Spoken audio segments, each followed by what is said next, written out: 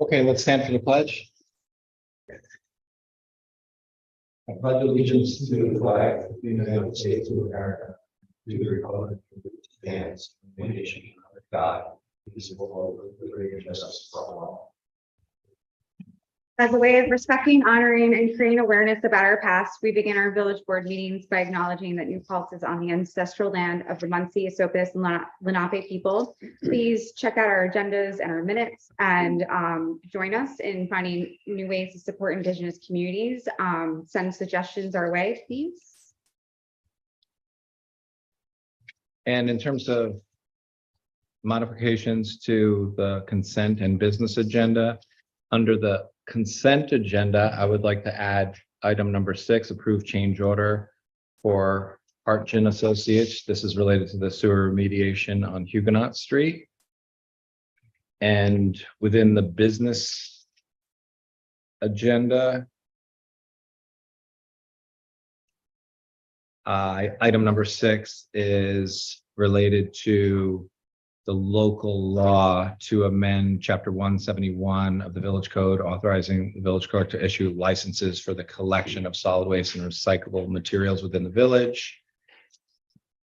And item 13, planning board notice of intent to serve as lead agency for the proposed apartment complex at 145 North Chestnut Street. And item number 14, we will add village hall renovation. We received quotes from only one contractor, so we'll discuss that when we get to item number 14. I would like to move to adopt the business agenda as amended. All in favor? Aye. And while we are at it, I would like to move to adopt the consent agenda as amended and simultaneously approve the consent agenda. Second. All in favor? Aye. Announcements. Is Legislator Eve Walter with us tonight? Oh, that's right. I spoke with her. She had a conflict, so she may join us before 8 p.m. or her conflict ends at 8 p.m. So she might join us shortly thereafter.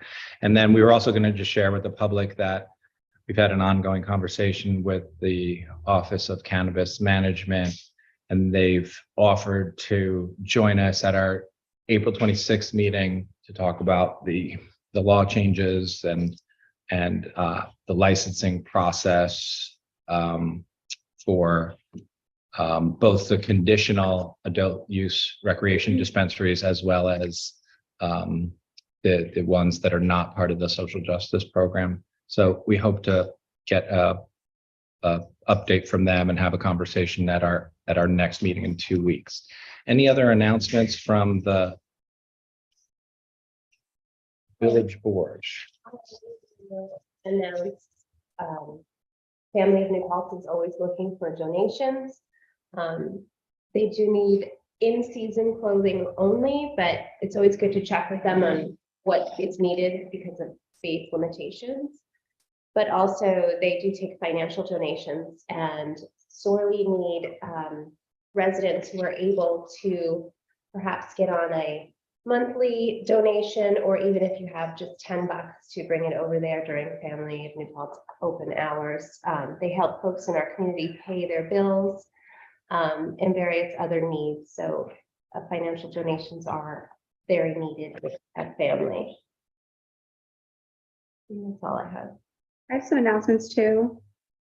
Save the date for Utilities 101, which is a workshop, a free workshop open to the public with New York's Public Utility Law Project, or PULP, and the SUNY New Paltz chapter of New York Public Interest Research Group, or NYPIRG, and the village's Landlord Tenant Relations Council. So Utilities 101 is happening on Thursday, April 27th at 7:30 p.m. in sub 6263. So that's on campus, the Student Union building. It's that double room downstairs by the air hockey tables. So it'll be a really good workshop. One of my best friends is now the executive director of Pulp and can explain utilities like no one else. So don't miss it. My next announcement is Earth Day, the 20th annual celebration in the community on Huguenot Street is happening on Saturday, April 22nd. And it is from 11 a.m. until 4 p.m. Rain or shine. Don't miss it. I wanted to also share that Senator Hinchy, our state senator, her staff are going to be holding office hours at the Elting Library tomorrow from 11 a.m. until 3 p.m. If you need help with something like Central Hudson or unemployment or DMV stuff, chances are Senator Hinchy's team can help you out. So pop over there. But there's also going to be special guests from State Comptroller DiNapoli's office there with the unclaimed funds program. So, if you have any free time between 11 a.m. and 3 p.m., totally worth visiting DiNapoli's staff to see if they can find any money of yours. Because every time I've done it, I've found like money. Usually it's like a rebate from Christmas lights or something. So that's tomorrow. I also want to share that Narcan and other harm reduction services are available anywhere in Ulster County, thanks to Ellenville Regional's Project Rescue Program. And if you're like me, you're a texter, so you can text ERH Rescue to 2100. So again, Narcan, harm reduction supplies like test kits, snort kits, sex kits, all that kinds of stuff. They'll hook you up. The Never Use Alone hotline is active. Save it if you haven't already. It's 800-484-3731. And then the free food fridge is just outside Village Hall, 25 Paddock Hill Avenue. I just checked it out. There's some sandwiches in there today. So there's always need for more donations, and also there's always delicious donations in there too. So check it out. Volunteers are also needed for cleanup shifts. So millionsofbutterflies.org/free-food-fridge for more information on that. And I think I'll call that a wrap. Thanks, Michelle and Alex. I would just add that the unclaimed funds, it's fantastic that the comptroller's office is going to be at the library, but anyone can do that at any time. Just Google New York State unclaimed funds, look for your name and address, and you might be surprised that, Verizon has a $30 check that you were supposed to receive, 7 years ago. I have one. Go ahead, Bill. Just it's been hot and dry, as you all know. Risk for brush fires and fires has increased dramatically over the last couple of weeks. There's a New York State burn ban in effect to May 15th.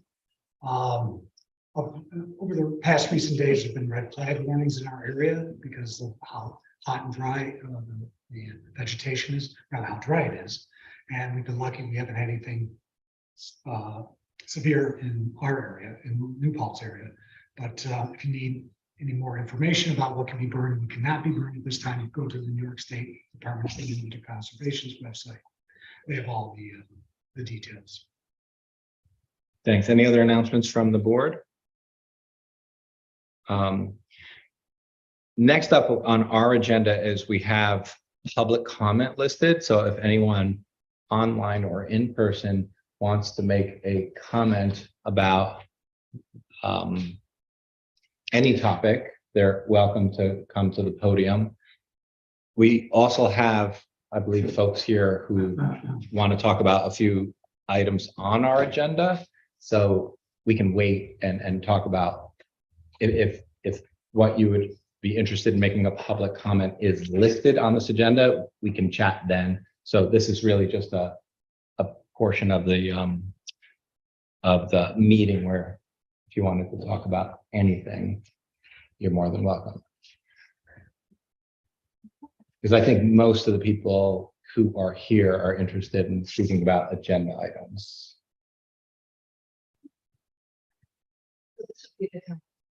It's absolutely a good time. Okay, is this- Yeah, why don't you actually sit at the table? Okay, Join us at the table.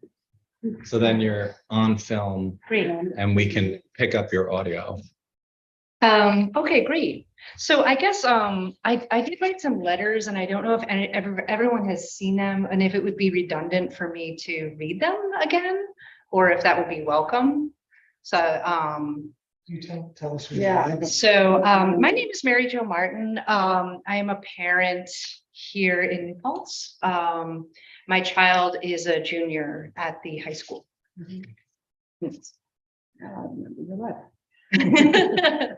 So I think it would probably be good because I don't think that the people watching know okay. what you're here.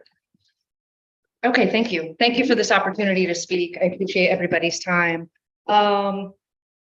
So I'm here today because, well, for a number of reasons, my child has had a very difficult experience as a student at New Paltz High School. And he and I separately both wrote statements regarding the experience of, well, for my child, like going through the school district here, and myself as a parent, like what that experience has been like.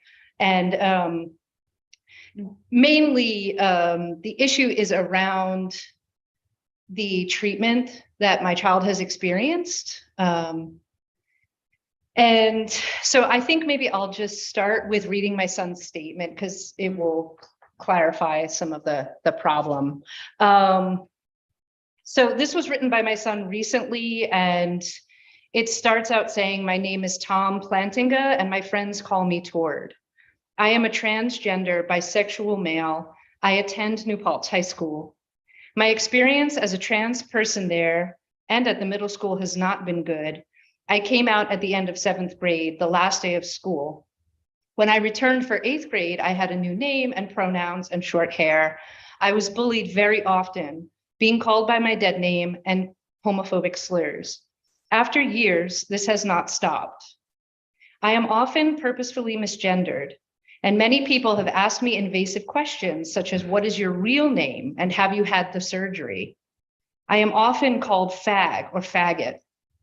I put up with transphobia and homophobia nearly every day at school, and it has greatly affected my dysphoria and anxiety and depression.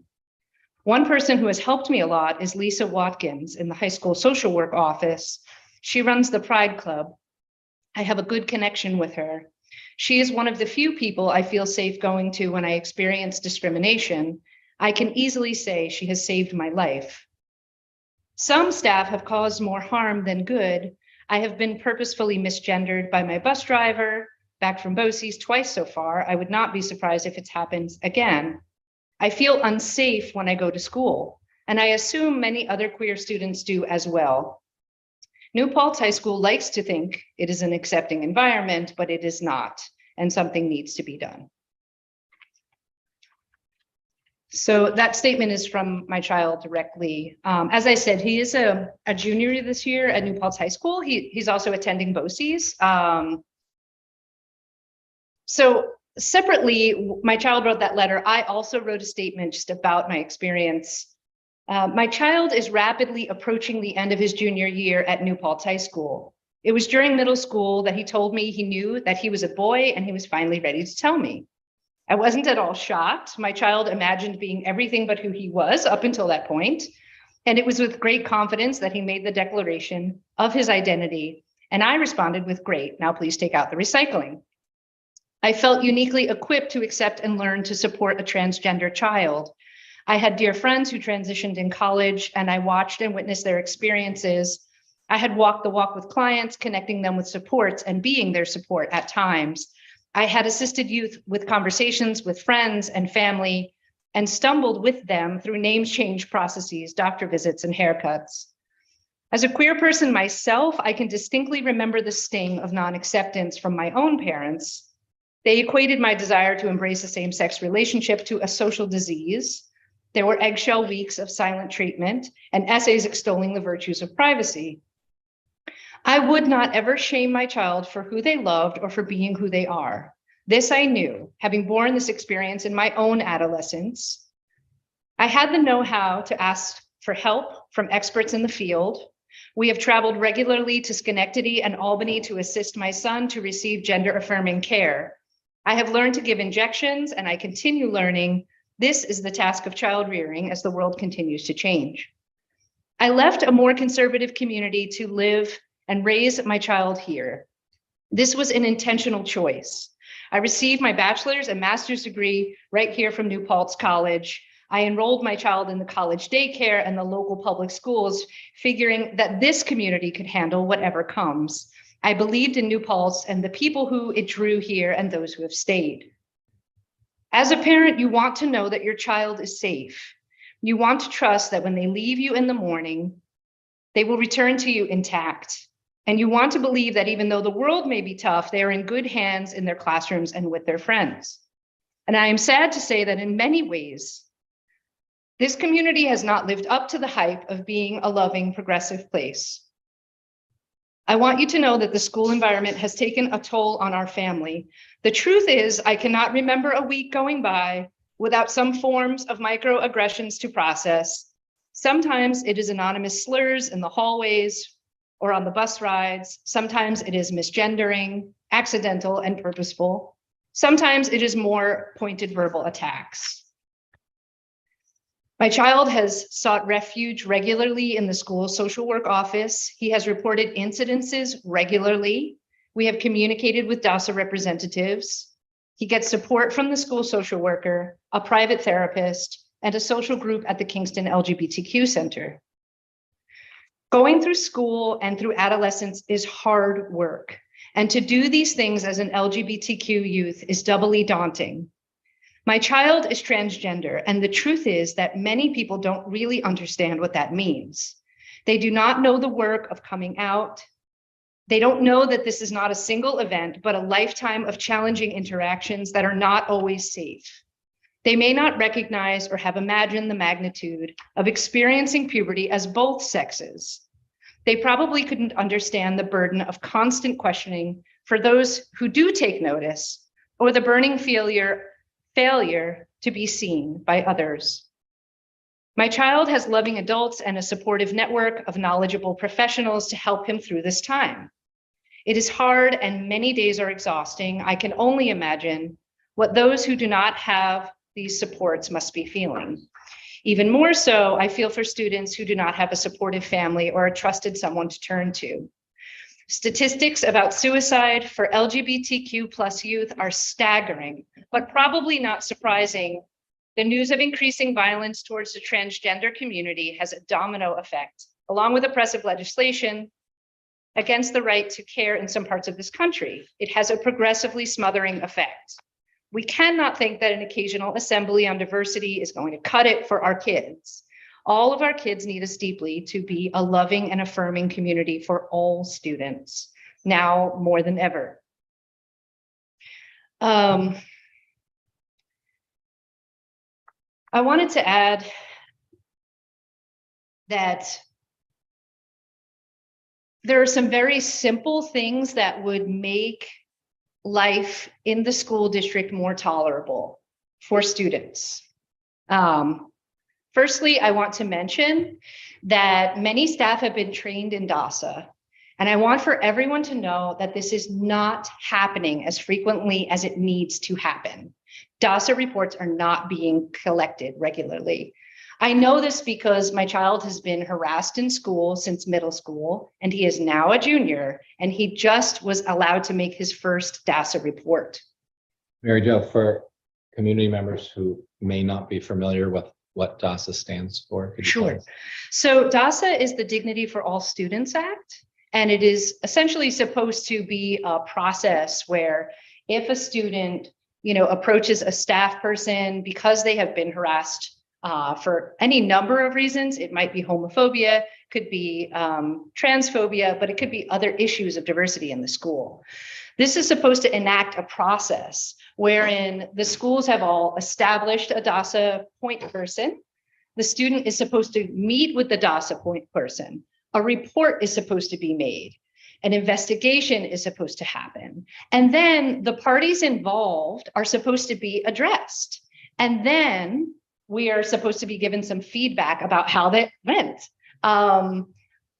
My child has been reporting harassment for years.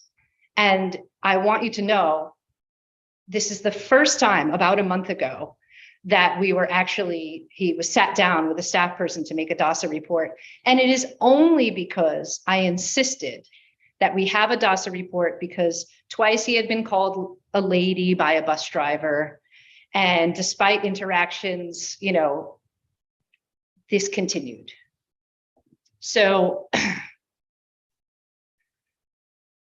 that being said, I feel it's very important that the school actually utilize the DASA process.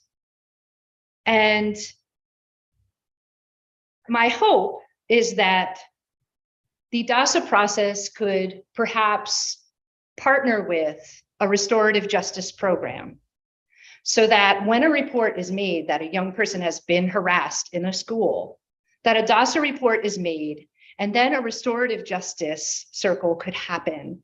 And in a restorative justice circle, all parties are brought to the table together to address what happened and what harms were done. And then some sort of corrective action could be taken to move forward. What I don't want to see as a parent is someone makes a racist comment, a sexist comment, a homophobic comment, a transphobic comment, and then that student becomes punished, has to go be suspended or go to detention.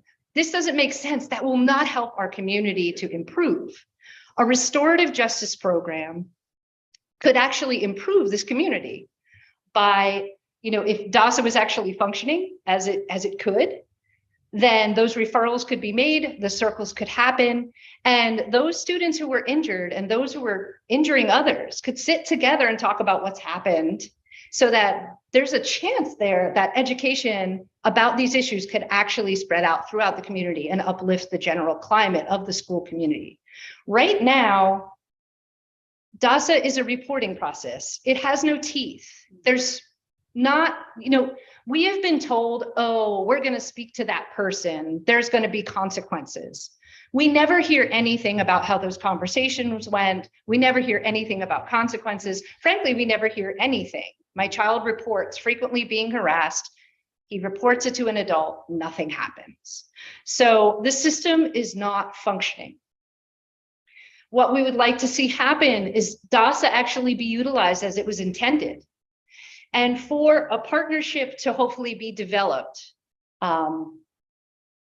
there is a restorative justice program that is thriving, that is available, and Family of Woodstock offers these services at no cost. And this could be an opportunity actually for the community to improve.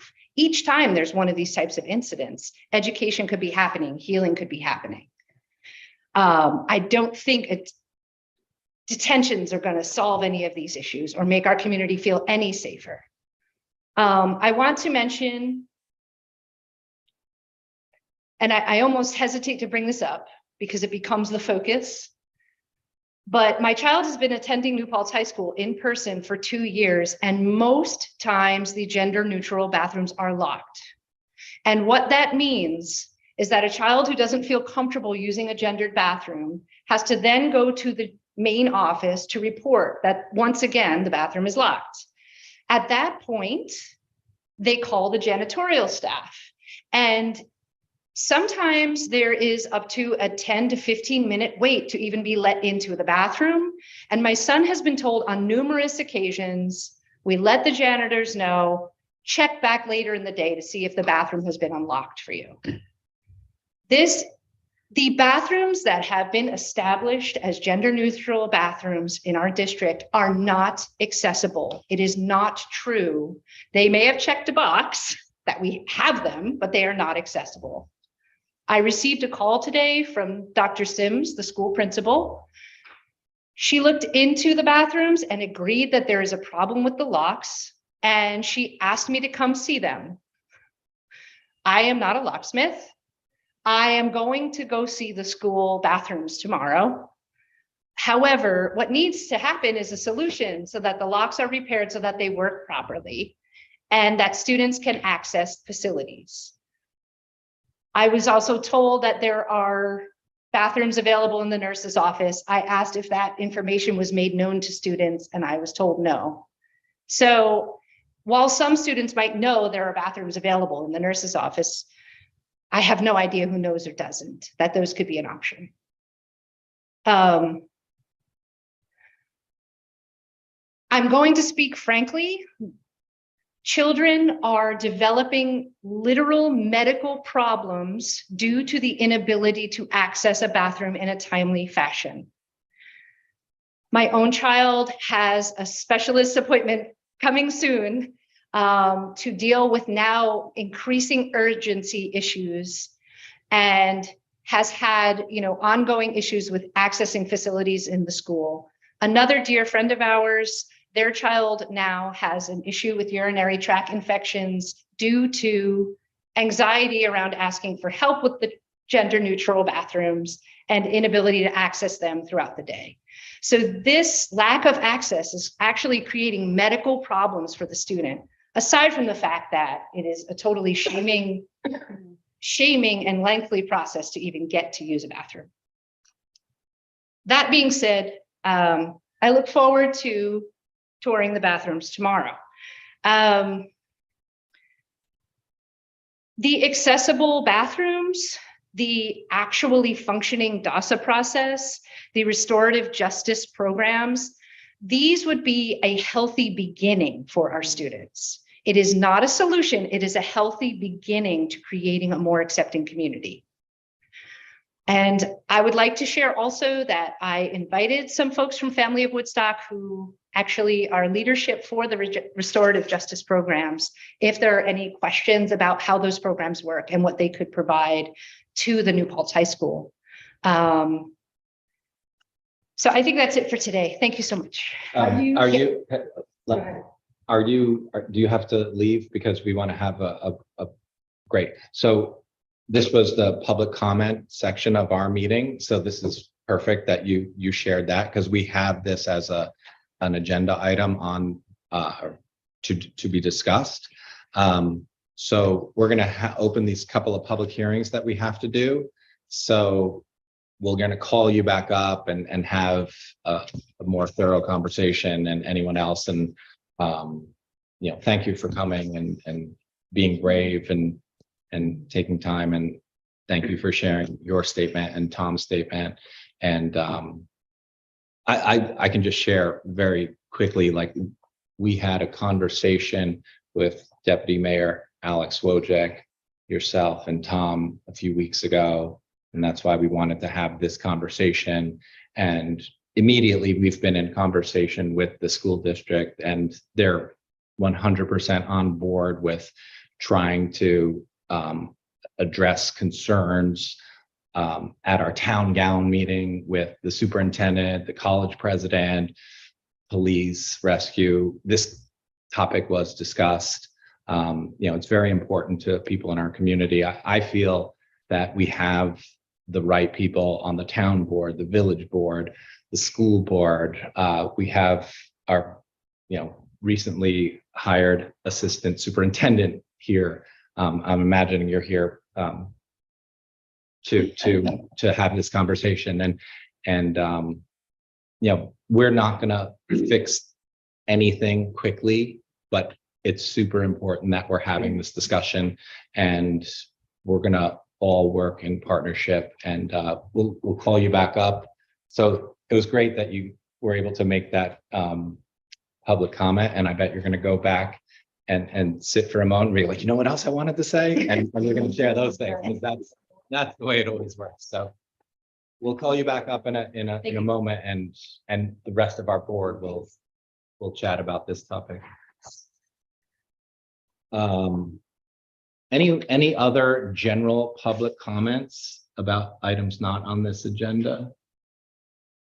Okay, then I'm gonna motion that we go ahead and did we open this public hearing regarding the solid waste license at the last meeting, or we are?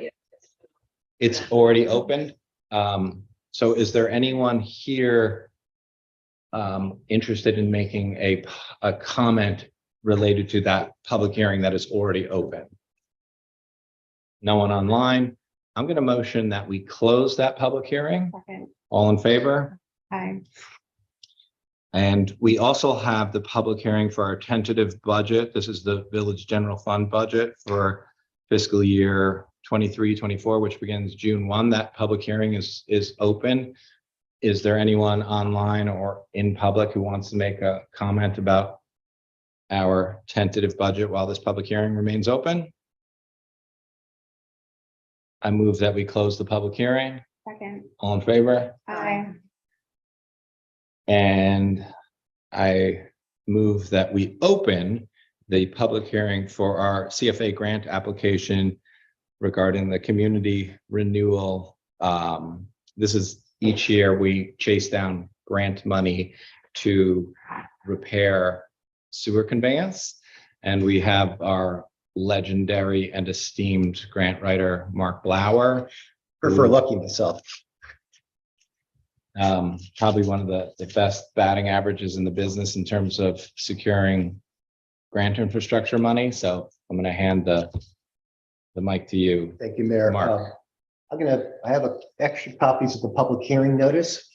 And if we could pass it around here for the board, and if I get this gentleman's help, take one and pass the rest back. Again, I'm Mark Flower. I'm a grant writer. I've been working for the village since 2010. We've been working diligently since 2010 to address a consent order issued by the New York State Department of Environmental Conservation. Going back to 2003, the village was having problems with its old sanitary sewer system, where during heavy rains, manholes would pop up and sewage would flow on the streets. Because when you have a heavy rain, and if it gets into the manhole and gets into the sewer mains, it causes hydraulic overloading of the system. So a pipe that's normally handling a relatively modest number of flushes at a given time suddenly is being inundated by rainwater with leaky manholes, leaky sewer mains, and sometimes during high groundwater, you get the water right around the sewer infrastructure and flowing, and you end up treating clean water at the treatment plant, which is not very efficient. So because of that health threat, because of the manholes erupting with sewage, the river keepers sued the village, and a consequence was that the Department of Environmental Conservation instituted a consent order. A consent order in simple terms means you better do something or else we're going to fine you. So we've been avoiding fines for the most part by diligently trying to replace portions of the sanitary sewer system that are most contributing to this problem. And much of the system dates back from kind of the 19th to the 20th century, so it's an old system. Much of it's terracotta. Terracotta is susceptible to fracturing over time. Terracotta is essentially clay. The Romans used it. We used it too until not too long ago. And it's essentially like a game of whack-a-mole, where we're trying over time to replace one piece of the system after another. We could do it all at once. We want to take out a big loan, but that will turn into taxes for residents. We're trying to do it with grants. So we've been trying to do enough each year to keep the Department of Environmental Conservation happy that we're making progress without bringing on a lot of new debt for residents, which you pay as part of taxes, not free. So the last 3 years, we've been applying through, going back to 2010, but the last 3 years we applied through the consolidated funding application process, which is a once-a-year opportunity to submit grants through the state. So after COVID, there was a round in early 2021. There was another round in later 2021, and then again in July 2022. Each project was somewhere between 700,000 to $1 million in grant requests. And largely because of the consent order, we won. So we won the last 3 years. We're probably the only municipality in the state that won the last 3 years. Because no more than 25% to 30% of the applicants win. The idea is to find something that addresses the consent order, because we still had overflows in sanitary sewer manholes as late as February of last year during heavy rains during the winter. So the problem has not gone away. So this ad is largely by formula, but the point is, we're having a hearing tonight. We're telling people we're going to talk about this grant application. We're making the hearing available here in public via Zoom, by phone, and on our website. So the point is, we're getting the word out. So we again have an opportunity this July to submit an application. Our engineering firm, Bernier and Larios, has come up with another cost estimate for an incremental bit of the sewer system. Again, we try to bite off a bit each year that we can work with. This month we have work going on through a company called TAM Enterprises. We're bidding another part of this work, one of the grants, in 2 weeks. And then another project we're bidding probably in May. So we're going to have 3 sewer projects going on this year. You'll notice it when you see the flagman in the street telling you can't drive down a certain street. That's just the way it is. But you don't make progress without cutting up the road a bit. So I'm going to pass around the budget for this year, which we're considering applying for. And I have some copies here for the village board. And then again, with the help of this gentleman, we're going to pass around copies of the estimate. This was on our website a few days ago. We told the public what we intended to apply for. In short, we have a budget of $904,550. Our intention is to work on some sanitary sewer mains on Hasbrook Place, Lincoln Place, Elting Avenue, and South Oakwood Terrace.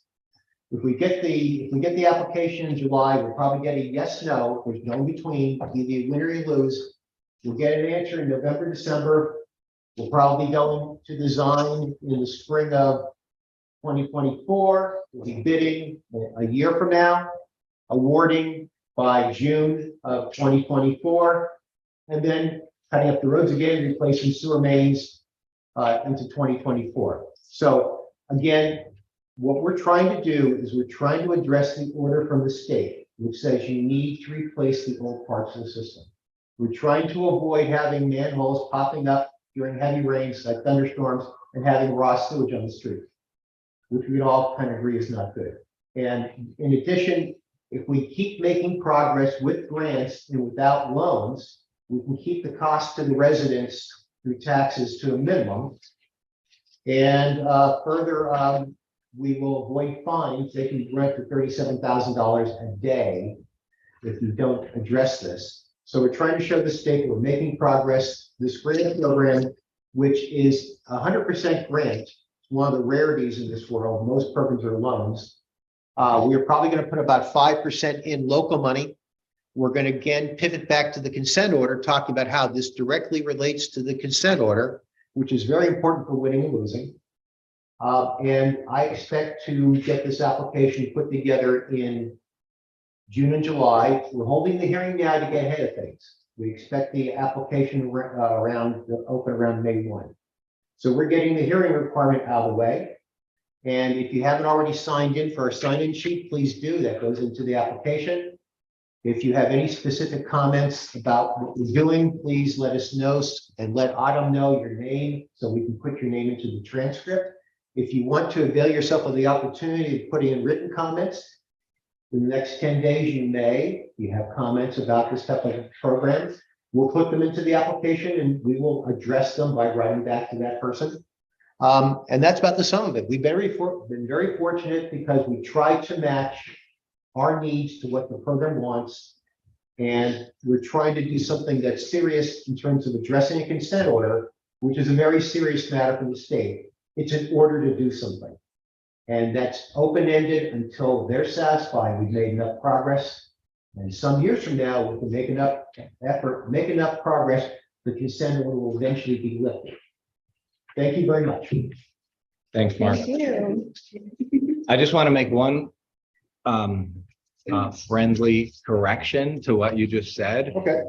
So when we chase down this grant money, it's actually to serve the ratepayers in the siloed sewer fund. Because we have three different funds. We have a general fund, which pays for everything and Okay. stormwater. We have a water fund, which pays for drinking water. And we have a sewer fund, which deals with our wastewater treatment plant and sewer conveyance. So who we are benefiting are the ratepayers, not the taxpayers, right? So if we secure this grant money, it means that we don't have to raise rates as soon as we would if we did not, Yeah, or if we secure the grant. I usually think of them as the same, ratepayers and taxpayers, because virtually everybody in the village is connected to the sanitary sources. 100%.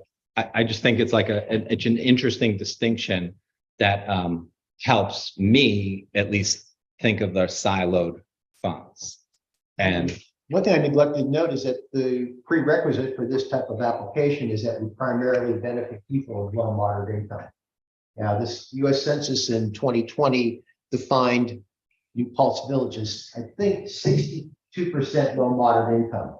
So that is the essential prerequisite to apply, is to primarily benefit people of moderate income. Is that what permanent residents or temporary residents? so there are 3 census tracts in New Paltz. There's basically the donut around the village, and then there's kind of North Village and South Village. So the 2 census tracts that represent North Village and South Village, and it's not exactly the boundaries, but more or less, the average median house, or the median household income for those is about 50K. The donut around the median household income is closer to 100. US HUD periodically produces estimates for what they think the low moderate income population is. So they might come out with an estimate next year that's not necessarily related to 2020 census, but whatever means they do it, but those numbers favor us. So most of the more rural towns in our county don't qualify town-wide. So if they're going to qualify a neighborhood, they have to do an income survey. Because we're doing a village-wide benefit, we can rely on the census's information. If we did a project that only served a few square blocks, then we'd be doing an income survey. But since we're doing village-wide benefit, we can rely on the census, which has been favoring us with that. Essentially 62% means that we're eligible. All we have to do is compete. And the competition where 2/3 of the applicants are losing, everybody's submitting an eligible activity. What matters is which ones come across as most important. And our consent order helps us a lot. Okay, I do have some questions and comments on this topic, but I also have another proposal. Yeah, this for the is grant. so I can- this is perfect. If you Sure. want, Be heard on You're- tonight. Can you hear me? I can- come on up. No. You're part of the public hearing related to, I represent everybody behind me. I mean, I represent these people and all folks out there. come, do you mind sitting at the table? Just, what's that? I'd rather be right here. Then I'm gonna bring the mic to you. Oh, fair enough.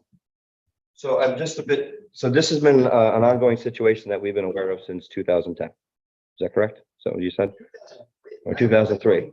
So I'm curious as to, and granted, grants are awesome, but I feel there's other things also that the community needs with the grant money. And so I'm just curious why we would only put up $45,000, that's the 5%, on a $900,000 request. And how much money is the town or the village putting into this known problem year after year? Like, I'm sure that this grant money is taking care of what's being proposed here, but what additional work is being done to rectify, the sewer system? Either the actual cost might come in higher than the grant, and we end up putting in money. But how much do we allot? Like, we know we have a problem, so what do we agree upon annually? Okay, So any given year, let's say we think the project will come in about $1 million. It comes in at 1,100,000. We end up putting more money in simply because we have to get the job done. If we wish to apply for this project, the grant ceiling's $1 million, by the way.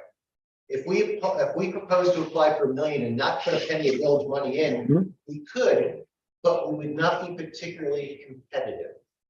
The state wants to see an overused term, some skin in the game. Absolutely. I respect that. That's part of it. Grant ceiling is limited to $1 million. So if somebody looked at the overall problem of all the old sewer mains in the village, you might say it's a $15 million problem. I cannot apply for 15 million as a No, I grant. understand that. I could as a loan, you could get a loan, but the problem is you may not be able to. I can also add to that question. The other challenge, if we were to wave a magic wand and get $15 million, I mean, that might be a good problem that we can figure out, but the bandwidth of our public works staff is a big piece of this, Sure. right? So every year we plan for X number of capital projects that we can manage, that we can be a part of. So we are probably one of the most aggressive villages in the state in terms of the number of water and sewer projects that we pursue annually. We're always doing 2, 3, 4 projects a year if possible. Right, so I'm just assuming, I mean, we could go over the budget reports and that's all on record, we can look back at that, but I was just kind of curious as to how much we plan. I know you have your projected repairs and improvements to infrastructure, and then you always have your little allowance for the unforeseen emergencies and whatnot. So I was just curious, since 2003, like how much have we put in to rectify the problem aside from the grant money? You know, what's our, okay. How much ratepayers have paid towards capital projects? Well, yeah, I mean, obviously you have to pay to sustain and then you have to also pay to grow and improve, right? And repair. So that's why I was just curious on those numbers.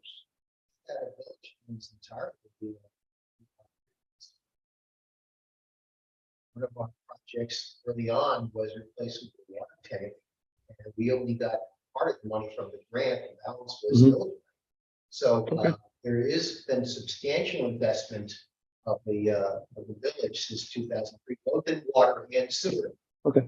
I think we all have to keep in mind is that we're trying to resolve issues on infrastructure that's 120 years old. And you can't do it that quickly. You've got a system that's 120 years old throughout the village, and you're not going to be able to replace it all in a very short time. I totally understand that. Yeah, I would add to that too. So what we have seen when you make an improvement, you sometimes have to allow it to figure out its way within the conveyance system, because you could end, like if you repair a water leak, then we end up having a leak somewhere else. Yeah, in the you system. change the pressure and then you blow Right, so the next bad piece out I down the think line. I there's understand that. There's other tangible benefits to doing the work incrementally, Mhm. as opposed to if we tried to fix everything. Right, and I'm not, by no means am I asking, I don't think any of us could afford, you know, to hit this whole thing in one piece. I was just curious about, we've known something since this year and how much, you know, planning, long-term planning has been done with allotments of funds and you know, even donations or whatever that's going on. There's a lot of successful business people in this community that I'm sure would be happy to help if they knew where the demand was and where the need was. So in terms of, we secured a $100,000 planning and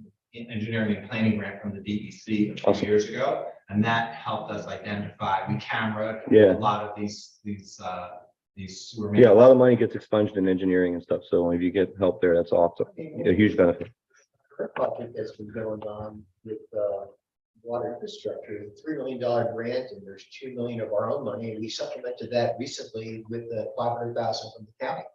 So that the water effort's got $3.5 million in grants. That's awesome. The county's ARPA money are $3 million from EFC.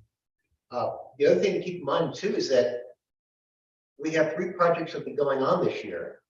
The net effect in terms of reducing infiltration inflow won't be known until we're done. So it's one thing to get the money, the other idea, you have to spend it, put it in the ground, then you'll find out what the effects are. I don't know what good effect it's going to have on the infiltration inflow, but until they're done, they're just projects that are secured but not completed, so their good effects are not being noted yet. I understand that. Okay. I appreciate you giving me the opportunity to get some clarification on it and just where the, you know, where our own financial responsibility is and our long-term planning. Brian Sassman. Is this a grant that's open to other proposals, or is this a separate thing that we need to bring up on a separate topic? Because I have something I'd like to speak on behalf of all the youth in this community that are involved in sports. So I don't know if this would be the opportunity or if I should sit down and come up later. Mhm. I thought it was pertaining to this grant and what was on the table, so that's why I kind of waited. Pretty unintuitive unless you. Okay. Regulate, so, do you wanna, are we done with this portion of our public hearing? No, I think we should, purpose of the hearing is to hear other ideas.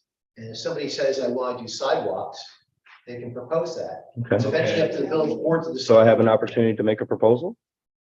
Excellent. My name is Brian Sassman. I am the president of New Paltz Baseball and Softball Association. I've been with the program about 5 years. I just took the presidency role this year.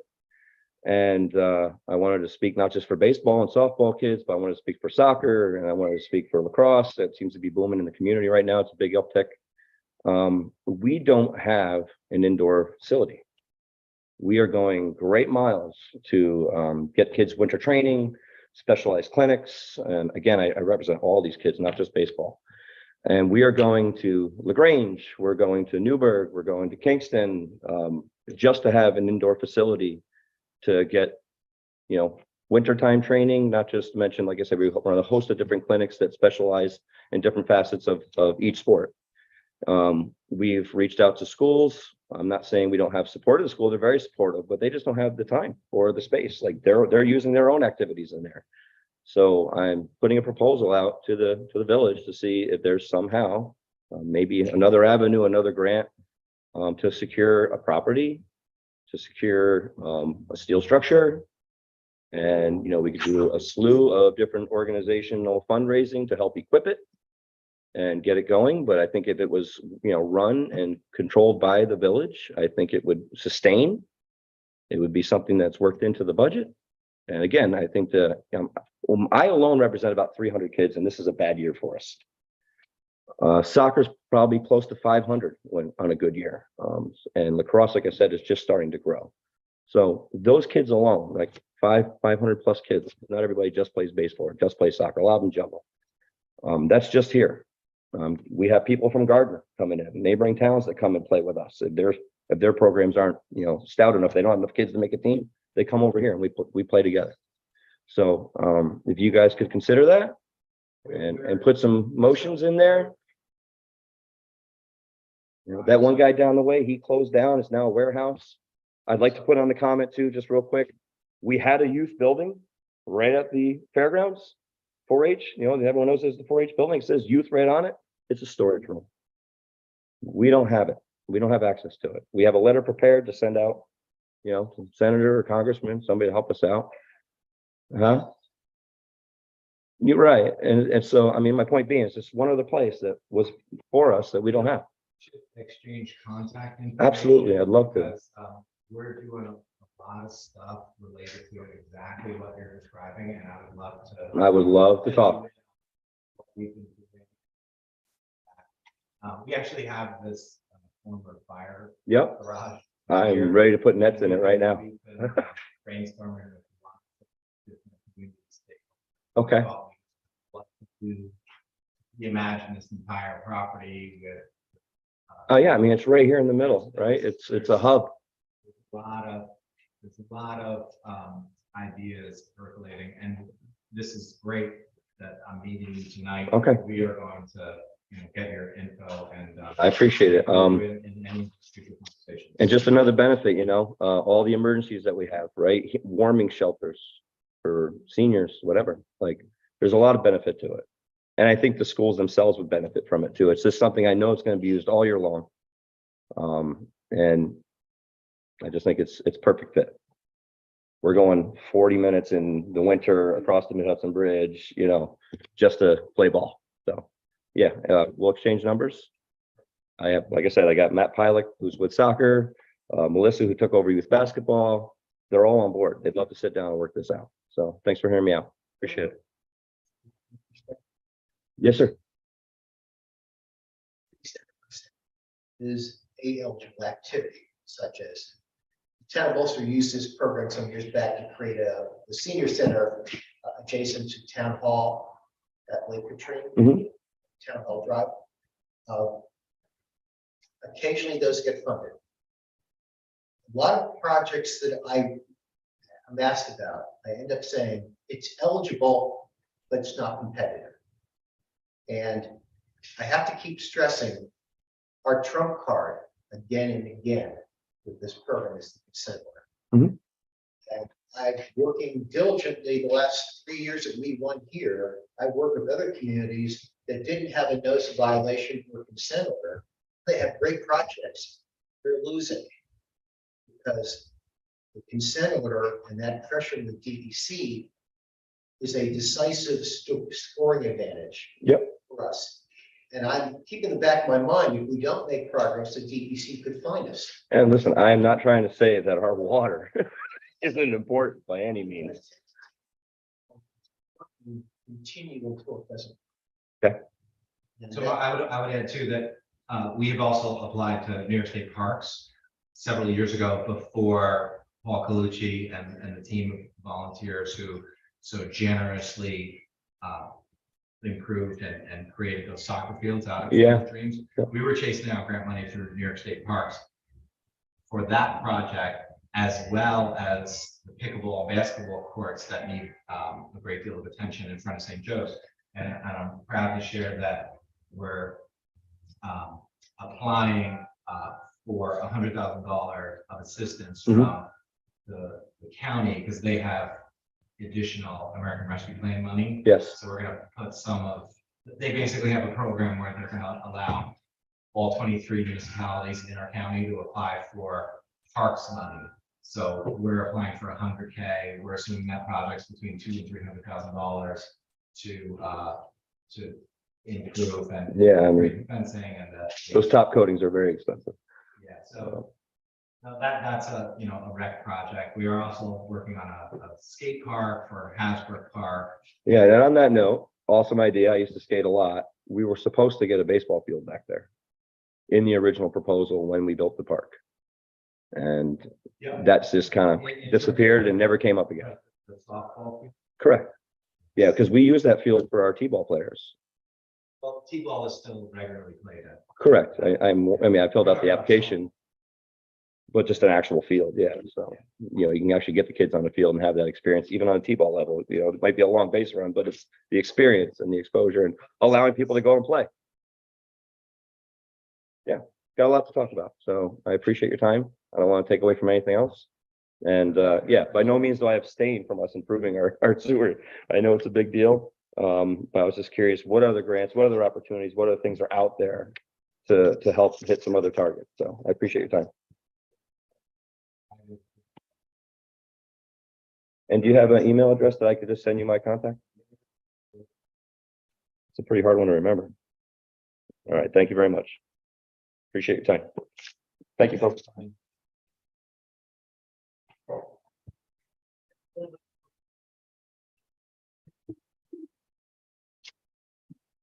Anybody else? Maybe.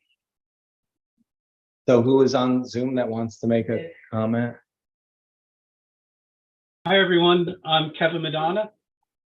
I'm an Okay, Kevin, environmental- we're not ready to speak with you yet. Can we hit pause? Sure, I'm sorry, guys. No problem.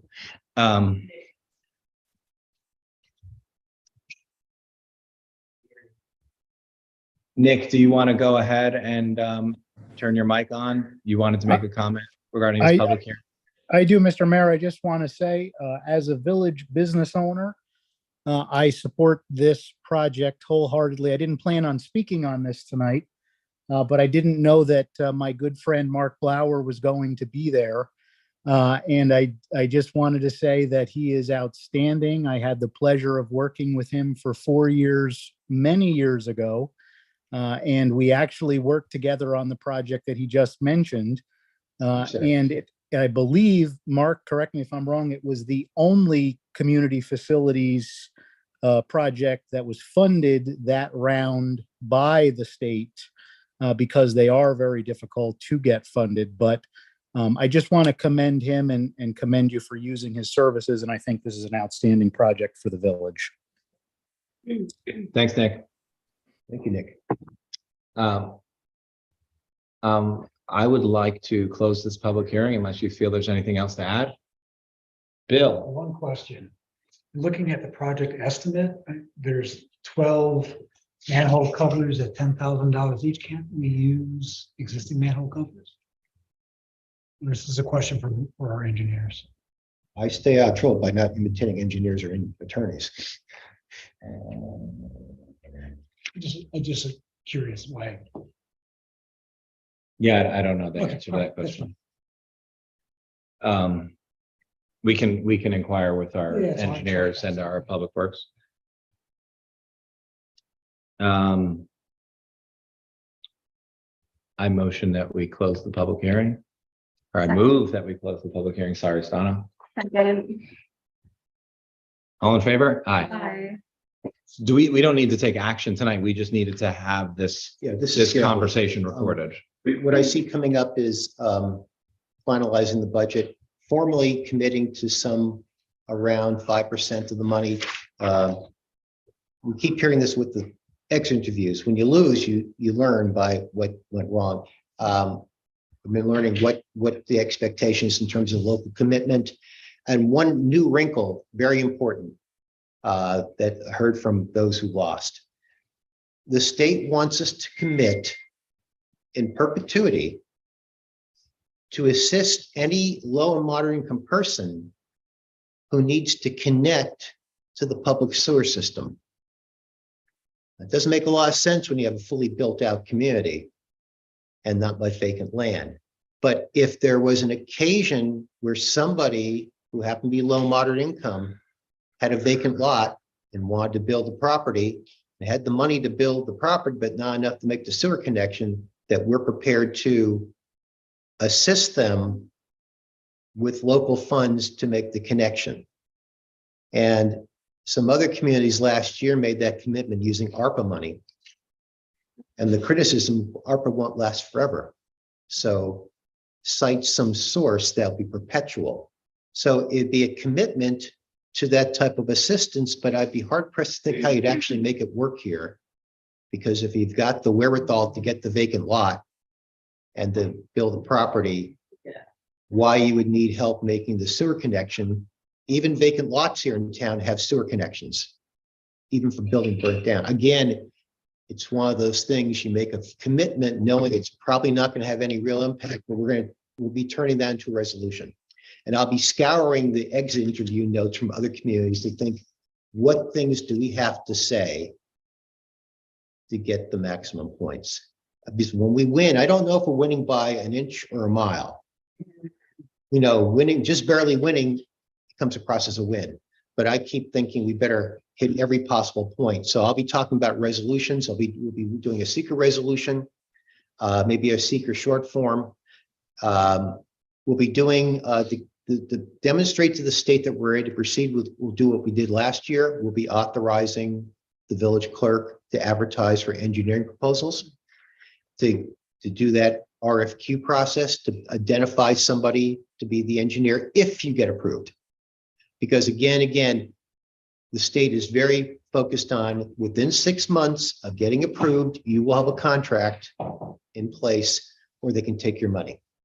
Yeah, they want to see us ready to hit the ground. It's the kind of stuff that makes me obsessive about moving ahead. That's probably for May, for June, due date's July. And we know the drill after all this time, we know what to do. One thing outside the public hearing, we talked about the ARPA money for the county a while back. It completely slipped my mind. Is somebody taking care of that here at the village? Yeah, so we Okay. we have a contract to get 500K for water to help us with the North Right. and South Chestnuts. So that's on the agenda tonight. We have that contract. That Who's is doing the pickleball court application? Autumn Seguin. Thank you. You completely Yeah, slipped my so that mind. application is due Friday. Autumn's doing a fantastic job of making sure that, we have everything. We actually will use this opportunity to remind the public that we have an online survey form where we're asking for feedback from the community. So we're going to include the results of that survey in our grant app. And, we have the engineering plans from Rich Ruth, and we have the in-kind estimate from our Department of Public Works. So That's that's under control. Thank you. it's going very, very well. I've been helping the Worsing with comments and with their questions, helping them with their answers. If you have any questions I might have some help with, I'll be glad to help Thank you. by calling tomorrow. Okay. Thank you, Mayor. Thank you so Thank you, much. everybody. Thanks, Mark. I want to just blaze through this conversation with Attorney Kevin Madonna. Kevin, are you there? Do you want to I am here, yes.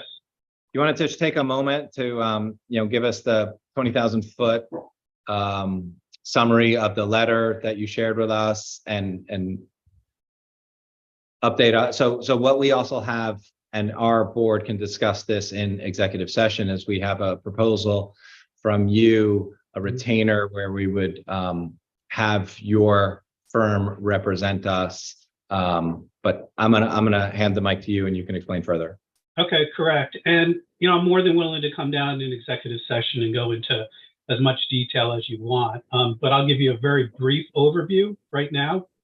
My name is Kevin Madonna. I'm an environmental lawyer. Our law firm is based in Hurley.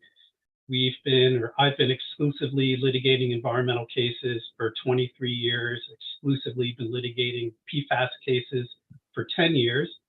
I started my PFAS work in 2013, representing about 3,500 individuals who were poisoned by drinking PFOA from a plant that DuPont had in Parkersburg, West Virginia.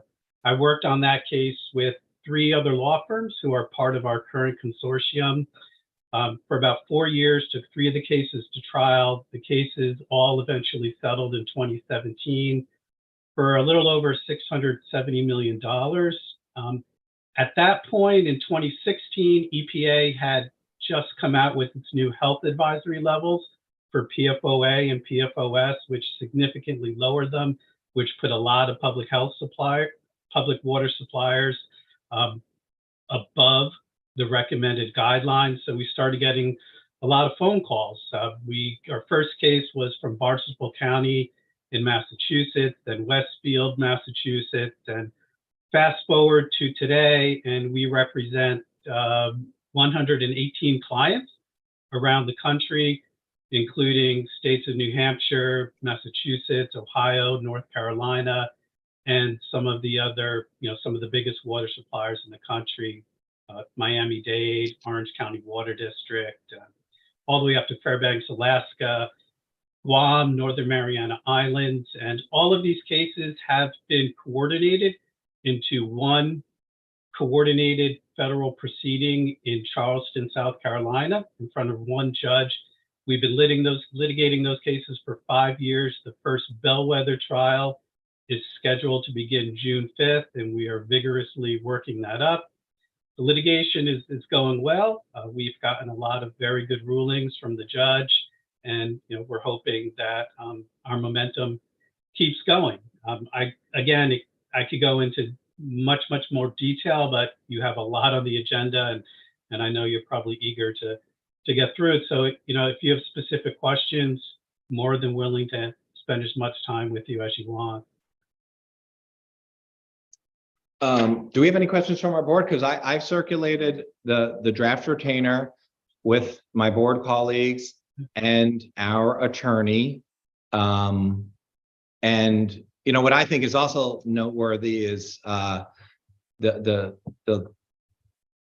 press release that we received, I think that you shared with me from the EPA, where they're going to change the maximum contaminant level from 10 parts per trillion to 4 parts per trillion. Correct, yes.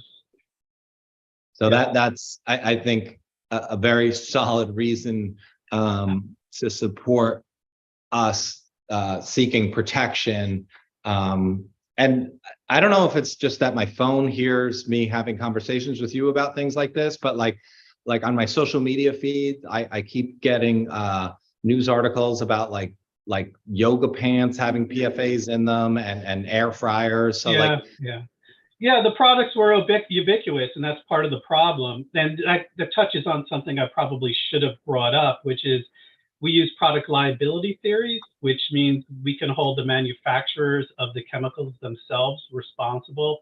We do not need to find a local discharger of the chemical. The mere fact that these companies made these chemicals, knew they were toxic, put them into the stream of commerce, failed to tell anybody of their toxicity, they're on the hook legally. So, even in many of our cases, we don't know specifically within each locale where the chemicals came from. We know ultimately where they came from, right? Which was 3M's plant in Minnesota or DuPont's plant in Fayetteville, North Carolina. So, and your situation is, very similar to a lot of our other clients where, again, it's just the ubiquitous use of these chemicals they've been put into so many uses that they're everywhere, unfortunately. got it. Well, this is super helpful. Any other questions from my board colleagues? Good. Yeah.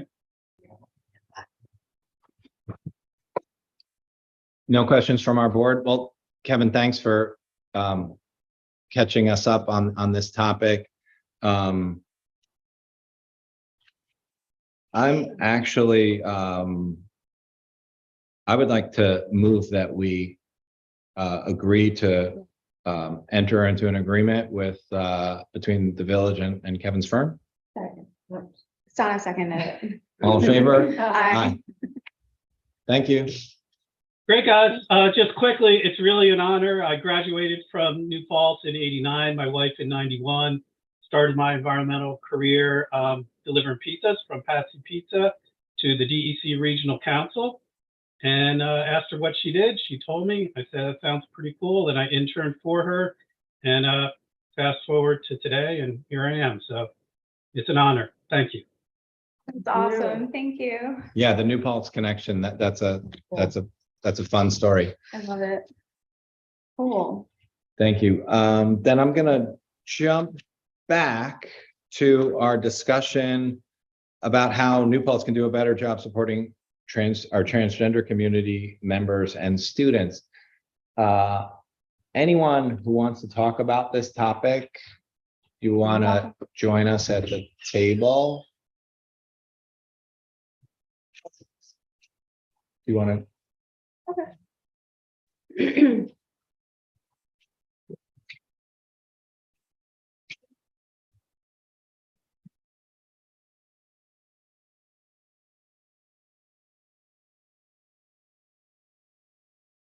So one of the things that I wanted to add is that, and I really appreciated the comments that were shared by our college president this morning during our town gown meeting.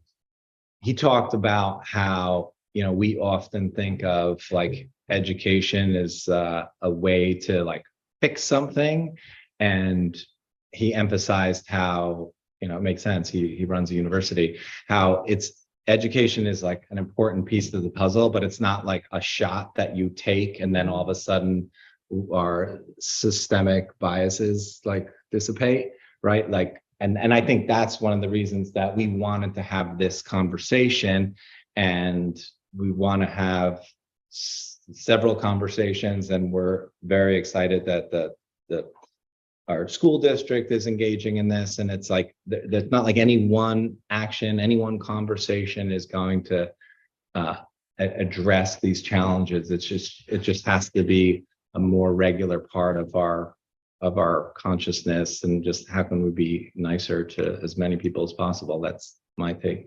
Do you guys want to add anything or before we start? Yeah, I mean, from our discussion, the other week, I think we talked about that whole idea too, is, helping future generations of kids, thrive by okay, we have the tools right now to like understand the issue. Like because we're all at the table. Let's try to make these changes, and hopefully it'll help future kids as well. So, yeah. I would like to say that I'm really heartened to see someone from the school district, because many of us have been working on types of issues for years. You know, like we've been talking about restorative justice and DASA being used properly. Back when before REACT was a thing we were working on, and we got that to become a thing. And I know that, you know, that's it's just a beginning, but if we can start there, if we can take this seriously, because this can help with so many things. You know, any kind of bias, but also just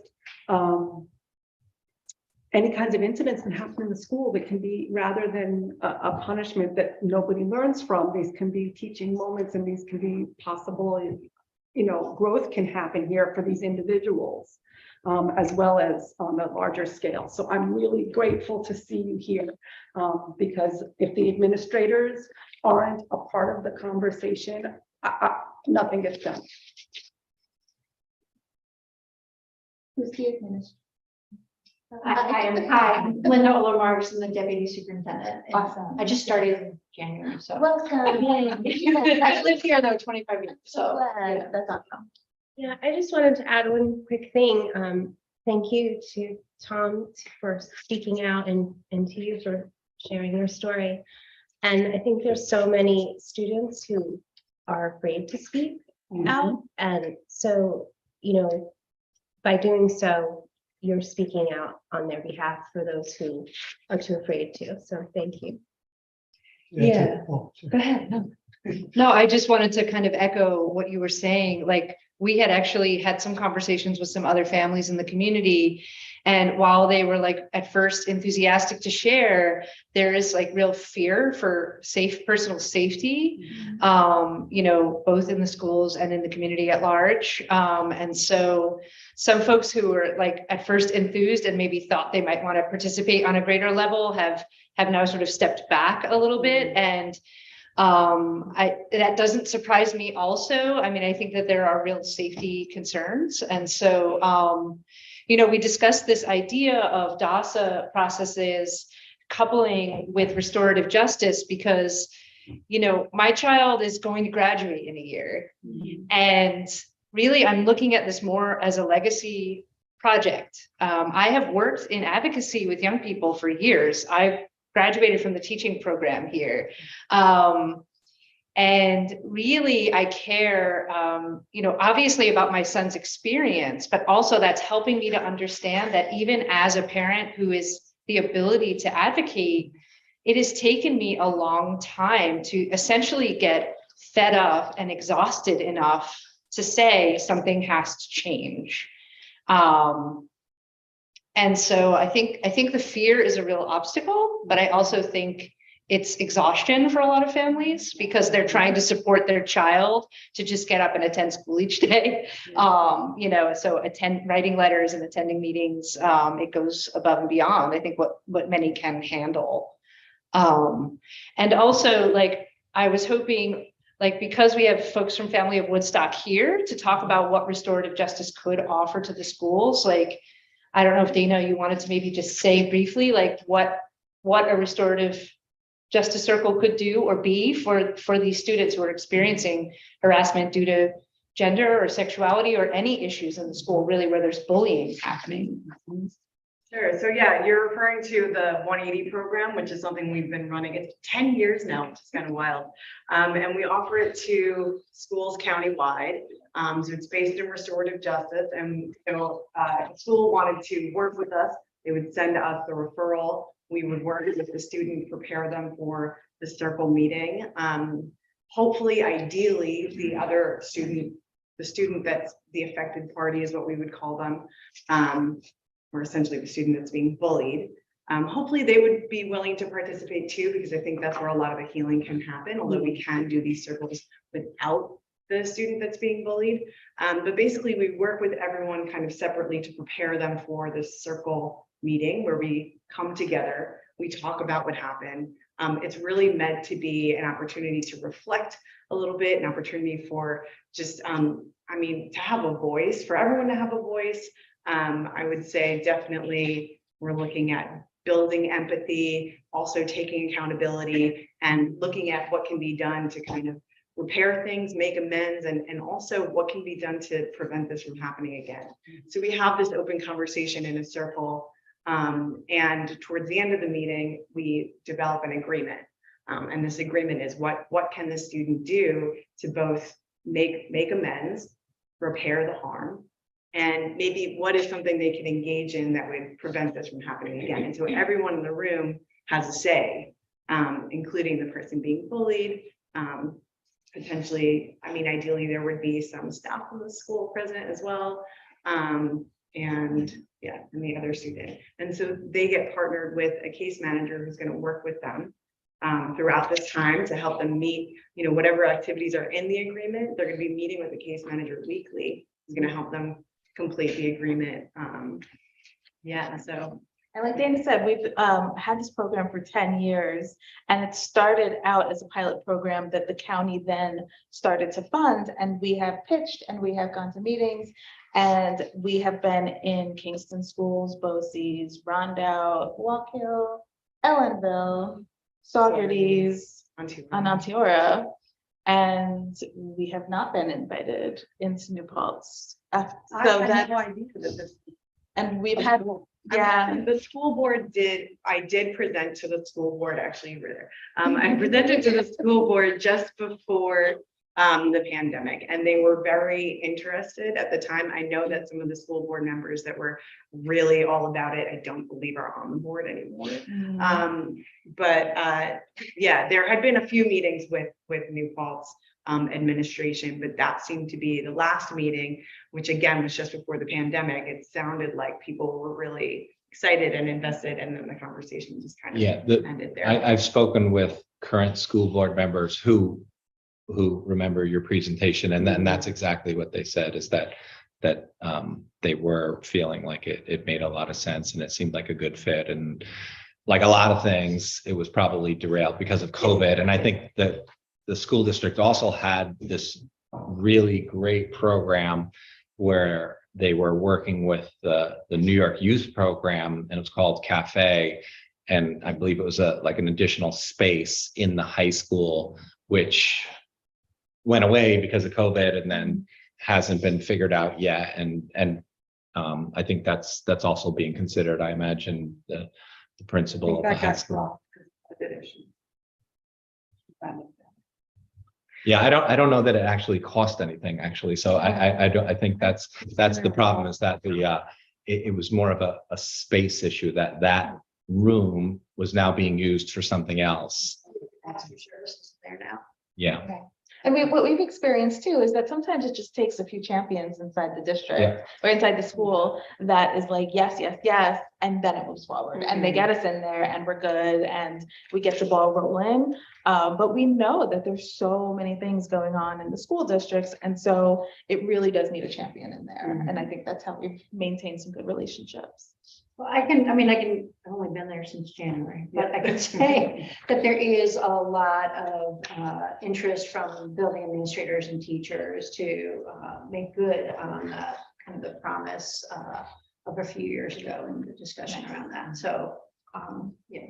I've spoken with Jim Tinger from the youth program, and he would love to get back in the schools and restart that cafe program. Right. And just, to springboard off of what you're sharing, like for many young people, like being in a cafeteria makes them a target. And many times it's the transition times of the day on bus rides, in hallways, in cafeterias, where violence happens, and also a lot of name calling and derogatory language in the hallways. And sometimes it's very complicated to even discern where these sort of like the shoves are coming from, the punch is coming from, the nasty language is coming from. And so these are times of day when young people who are different in any way are particularly at risk. And so having someone like Jim, who's been a long time advocate in this town, be available as like an alternate lunch period where students who don't feel safe being in a large crowd can go and have lunch. My child usually takes lunch in the social work office for this exact reason. So this would provide yet another opportunity, because I'm assuming not everyone can be given a laminated pass to the social work office. There's probably only so many chairs in there. But yeah, I mean, I think Jim is absolutely someone who would be wonderful to partner with, to again, just provide more safe places in the schools. And before I forget, I'm sure that there are some mandatory diversity trainings. However, like I had a staff person say to my son when the topic of they, them pronouns came up, I'm too old for this. Now I'm approaching 45.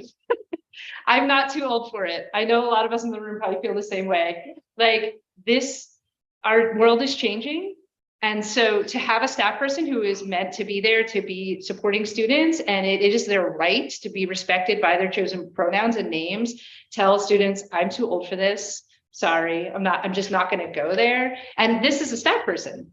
And so, so I just want to say that like training really needs to happen more consistently with regards to just awareness around these issues and at all levels, like when students are interfacing with bus drivers and cafeteria folks, and I mean, they're teachers, and I've had kids tell me that teachers misgender them. You know, I've heard too many stories. right. Yeah. And a simple thing that recently happened to my child and their classmates was that a substitute teacher came in and all of the children's birth names were read. Rather than anyone's actual legal name or chosen name, they read the entire classroom roster with the dead names and no longer, and so these are simple fixes. But unless someone is saying these are the things that are going wrong in classes that are making kids feel scared and sad and unsafe, then there's no way to address any of it. It needs to be named just so that it can really be looked at. And that's why I'm glad that, the village board were able to create this space that's, we're having this discussion and it's not us all making public comments at like a school board meeting or something like that. But like we're actually having a discussion, meeting all at the table and whatnot, I'm Yeah. grateful for everybody for being here. I feel like we might get some change, especially because you're here. And I think what's important to emphasize too is I think we're just trying to work collaboratively with the school. Like, the superintendent called me today. He wanted to, have this conversation. He would have zoomed in, but he was traveling to another location. Like he gets it. He understands. I've only heard actually incredibly positive things about, like, he's the kind of person who like takes projects across finish lines. So I'm feeling optimistic. And the same thing with the school board members and Jim Tinger. And I think Jim has had a conversation with the new superintendent. So it's like all these things are in motion. I think it's really important to emphasize, like, we're not trying to fix anything. We're just trying to like work with our colleagues that we think, care about the same things that we care about. And this is what I said in Town Gown this morning. Like, if there's any community that should be doing this, it's like why this is somewhat ironic and unnecessarily frustrating is that we should be doing this, right? Like, we should not have these embarrassing, troubling instances of kids being misgendered or feeling threatened or feeling vulnerable or feeling like, they have to deal with violence it's embarrassing. It's unacceptable. Right. And one of the things we talked about is like New Paltz getting itself on the map with gay marriages. Like, that was an incredible moment, right? I mean, the world looked here and said, wow, look what can be done, right? And so if we rest on the laurels of those past successes, like the kids are now, carrying a heavy load of their day-to-day experiences being unpleasant and unsafe. And so we really need to like keep at it in terms of like keeping up. I actually did send today to the superintendent a copy of the guidance to school districts for creating safe and supportive environment for transgender and gender nonconforming students. And I was actually like, I was a little sad and upset that it was dated 2015. Like, we are behind, our schools are behind.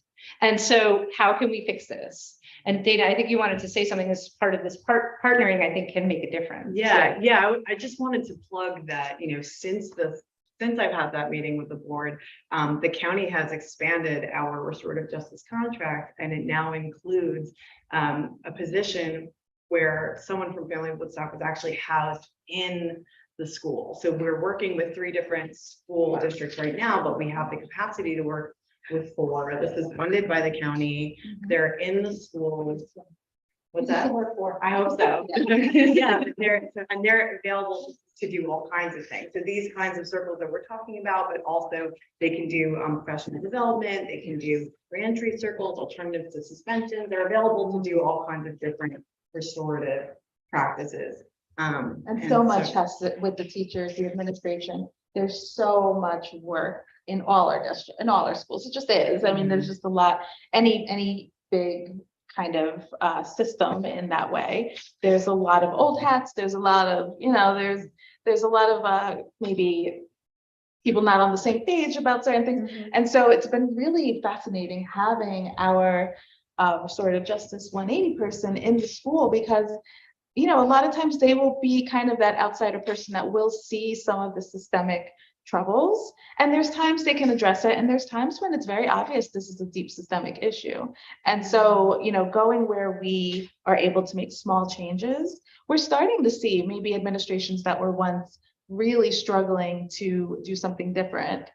We're getting more people kind of interacting with our worker, and more kids coming our way. The kids get to know our staff so that they can even see them in the hallway and have another safe person. So it's been a wonderful experience, and there still feels like there's so much more that we could like do, because it's, it is one person inside a giant district.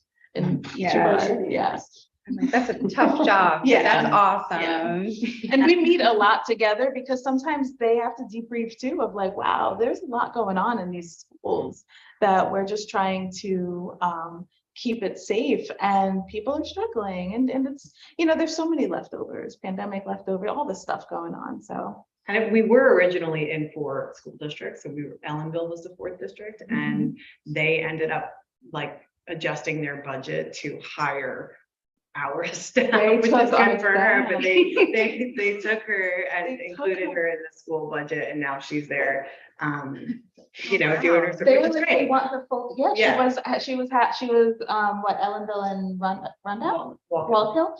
So she was only there a couple of weeks, and in 1 year they said no. And we've been in Ellenville schools for like 20 some years doing random things. They will not like say, oh, we'll hire someone in or anything like that. This is the first time, like, they're more than welcome. They're like, come on in, family, what's up? But this is the first time they were like, actually the school board is going to create a position for this service. So that was really nice. She's doing great. Yeah, That's such a lot Yeah. to think about how important this is. Yeah. So, yeah. Any other thoughts from our board? I just want to thank you for your eloquence and your clarity. Tom's role. It's a tough thing to come to. Talk about these things. I always think of actionable items. Bathroom situation is something that can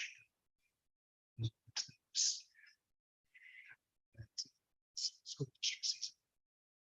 Some of those bathrooms. Thank you. Can you like knock the, can you just like break the locks off? Like, oh, who can I? That's what you need. You're in So someone. I don't know, I can't speak to the intent, but when I did have a conversation with the principal today, I think part of what was being described is that because of the lock design on the bathroom, and it's a single-use bathroom, there is a chance that when the door is being pulled closed or slammed shut, that it is actually locking itself.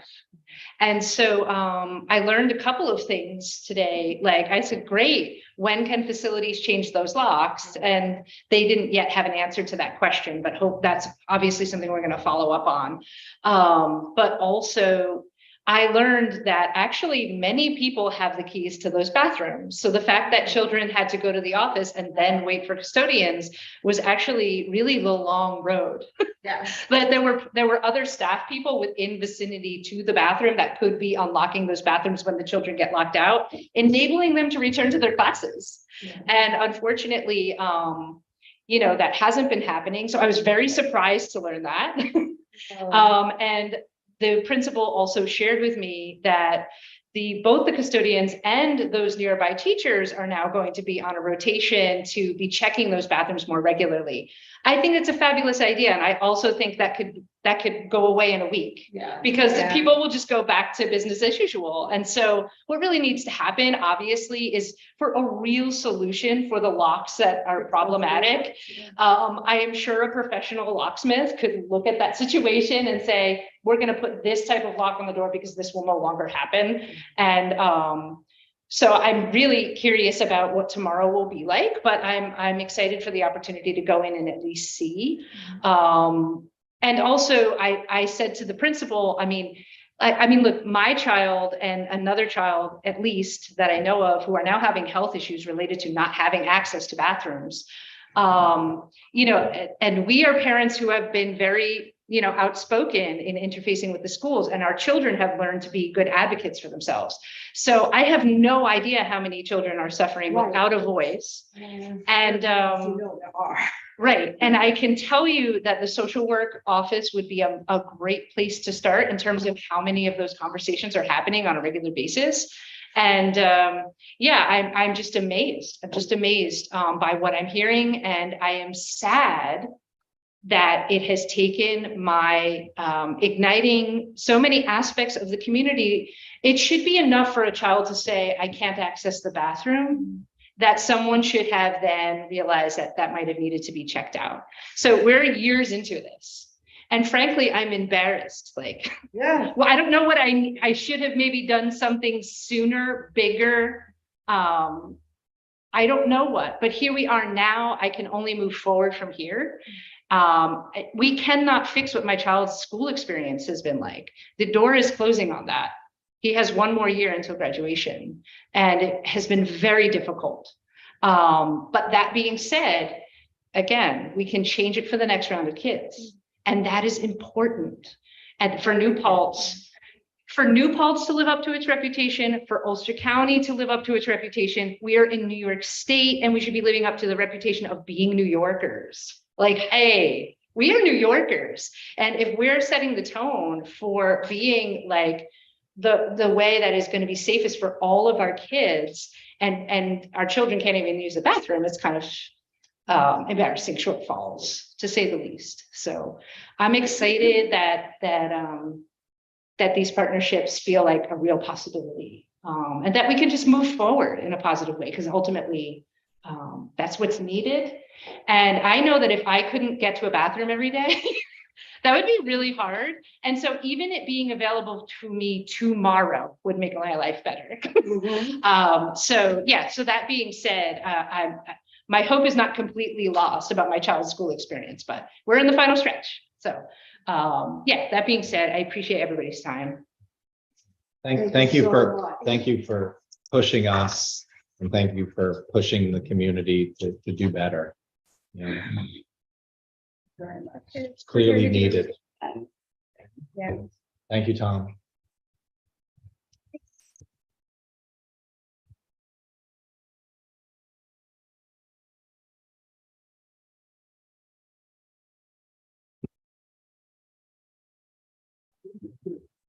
Oh, Eve. Hi.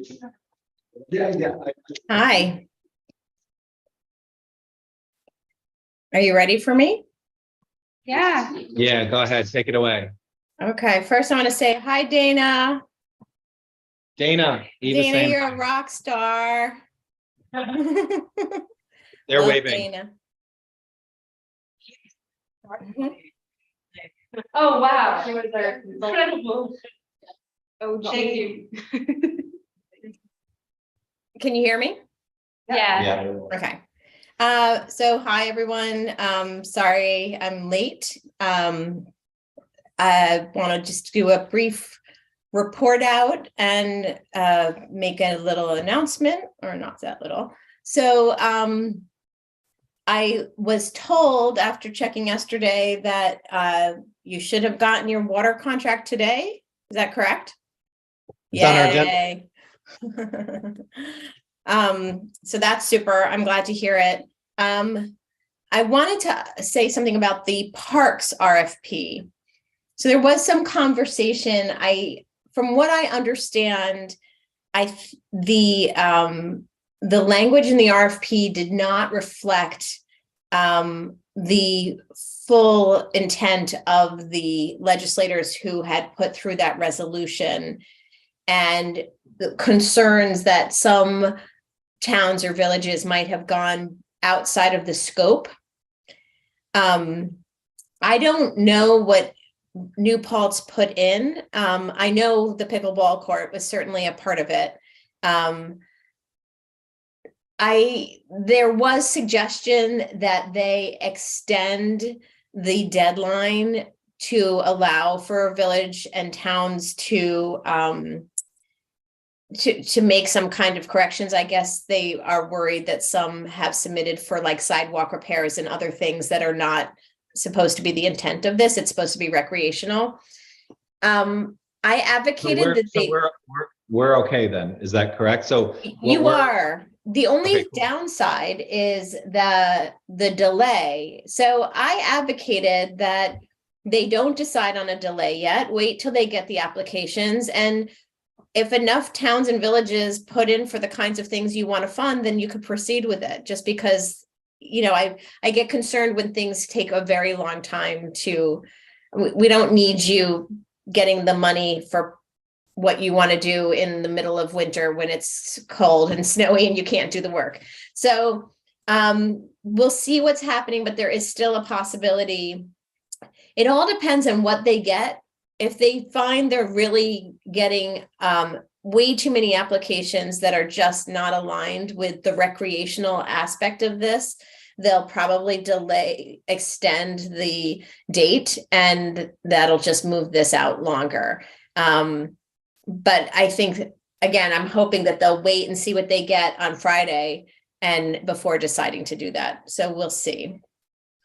There's a few interesting resolutions happening. I think that they're great in their intent. I think there's still some specifics that need to be hammered out, both related to getting food to people. One focused on a homeless population and getting food to them. Another of finding a way to potentially get CSA shares to low-income people. But they both are still getting, there needs to be some specificity because they're pretty large tasks, and we want to do them right. So I'm not sure where they'll go in this month's session. They may end up getting postponed, but we'll see. And that said, I wanted to have an opportunity to formally make an announcement to you all, though I imagine you've all read about this already. But this is my last month serving on the legislature. My final session will be on Tuesday, and then I'll be stepping down. I do want to say that the greatest pleasure of serving on the legislature is representing the village of New Paltz. There have been many times when I spoke out against hypergentrification and SROs and other things, where I've even had legislators say to me, what do your constituents think of how you what you're saying? And I could always say proudly that my constituents support what I feel very strongly that my constituents do support me. And so sometimes I might be a lone voice in the legislature or one of the few in the legislature, but I always felt like I had a whole village behind me. So when they say it takes a village, I felt you every time I was there. Knowing that I was speaking as a representative of this village.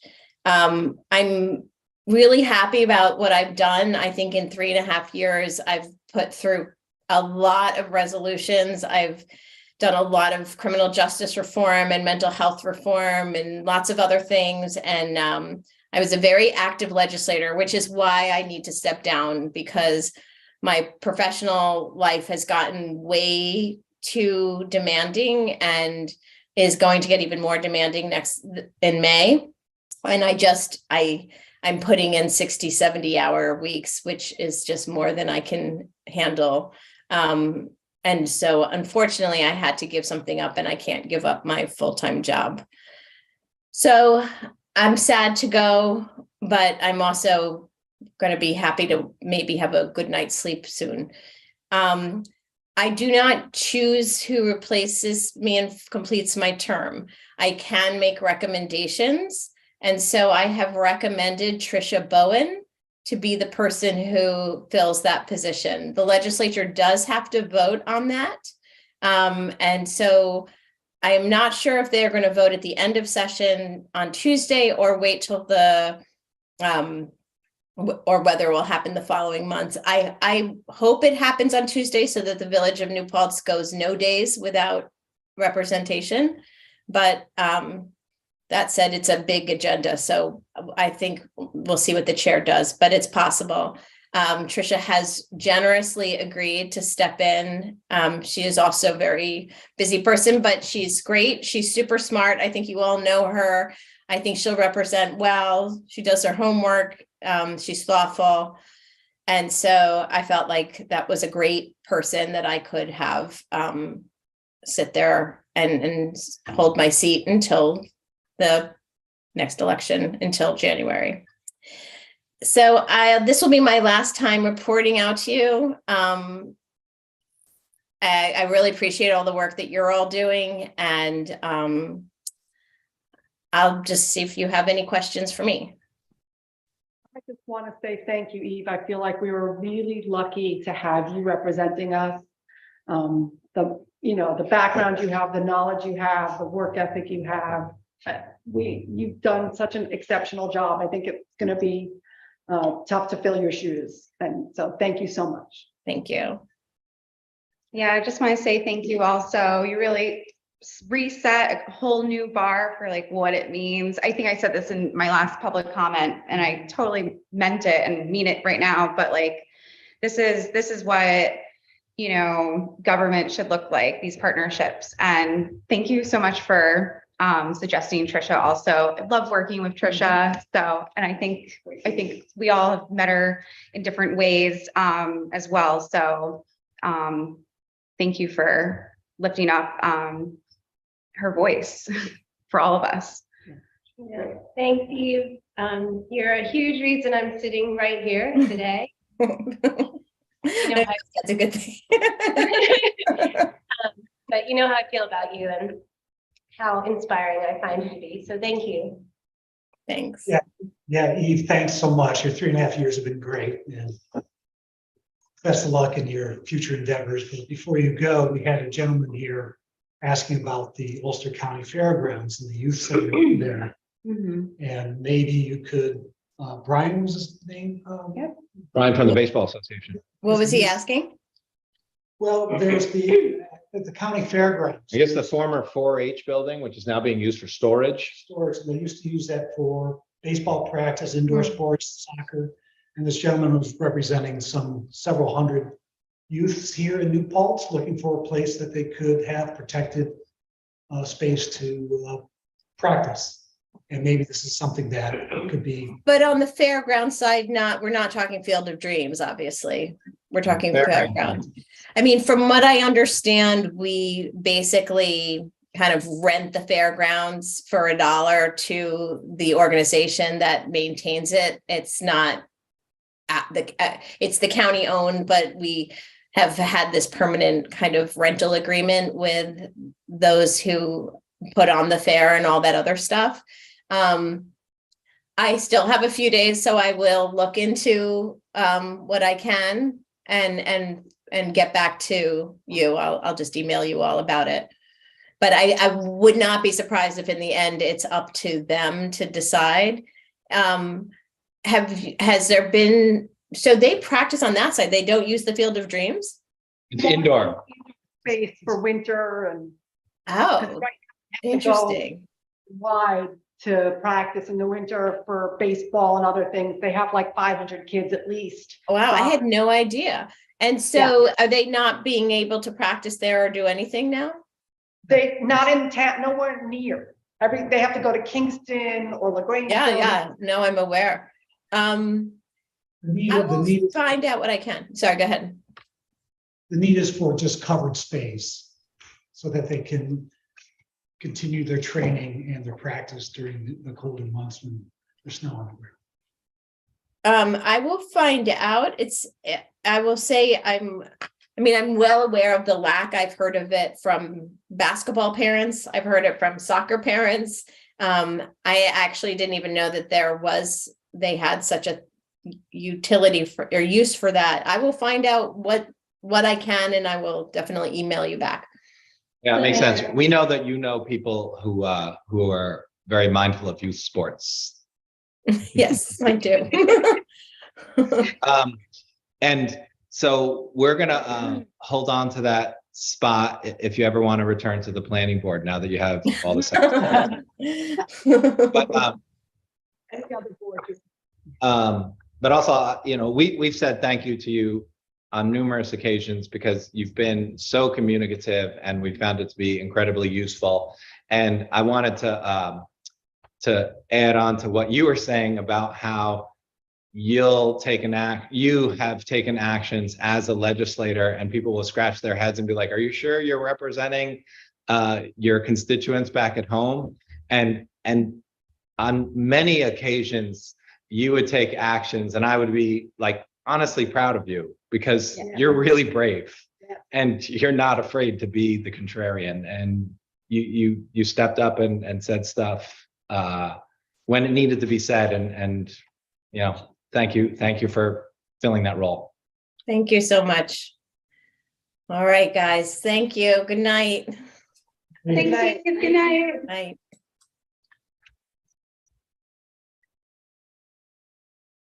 Okay, so the Millbrook Preserve Bridge project, that's continues to be in the works. So we have bid docs that we are working on. We're gonna anticipate issuing an RFP at our April 26th meeting. Because one of the things that we need to do is we need to show that bid docs to our grantor at New York State Park. So it's just part of the process. We were hoping to do it at tonight's meeting, but we need a little bit more time to receive word back from state parks. Does that capture where we're at, Autumn? Thank you. And the next item is the Empire State Trail RFP. So we have a RFP that is ready to be made public. And this is a funny little section of property. So we received an easement from the Serta family, who owns the property that used to be the Napa Auto Building, and the easement allowed our community to put in a path that would connect from the Empire State Trail, where it T-bones with 32 North and Henry W., and then it would get you onto the Wallkill Valley Rail Trail. And we actually received grant money from Hudson River Valley Greenway to do this project. So this RFP is to find a contractor who can put in that little stub of a trail from 32 North, AKA North Chestnut Street, to the rail trail. So that RFP is ready to go. Am I correct? So I would like to move that we make that RFP public and share it far and wide to find contractors to submit their proposals. All in favor? Aye. So and I'm just going to add the proposals will be due on May 2nd at 11 a.m. and they are to be submitted to the Village of New Paltz clerk. And then the next item is the single waste hauler request for proposals. So these proposals would be due on April 26th this year at 10 a.m. and it's for a 5-year term. This is basically to go back out into the market. So County Waste was the firm that was selected for the first 5 years. We anticipate County Waste and other haulers submitting proposals in response to this RFP. So I move that we make this RFP public, and this is a joint project that we're doing with the town of New Paltz. Second. Any further discussion, questions? All in favor? Aye. And so the next item is related to this this RFP that we just made public, and this has to do with adopting a local law to amend Chapter 117 of our village code, authorizing the village clerk to issue licenses for the collection of solid waste and recyclable materials within the village. So we had that public hearing. We opened that public hearing 2 weeks ago and we closed it this evening. So I move that we go ahead and adopt this updated local law. Someone second? All in favor? Aye. And moving on to item number 8 on this business agenda, we have an RFP for the DPW has asked us to request bids for a 3-year contract for the removal of alum sludge from the water treatment plant. Someone want to I'll second it. second that I'm suggesting we make this additional RFP publicly available. Alex seconded it. Any further questions? All in favor? Oh, well, wait, what is a loom sludge? It's alum sludge. So it's just a byproduct from the treatment process up at the drinking water plant. So there's that like lagoon that looks like a giant swimming pool in front of the water plant. So periodically you have to just go in and scrape out the debris that's there and cart it away. Thank you. I just want that clarified out there because I can never explain any of this as well as you. Okay, sorry.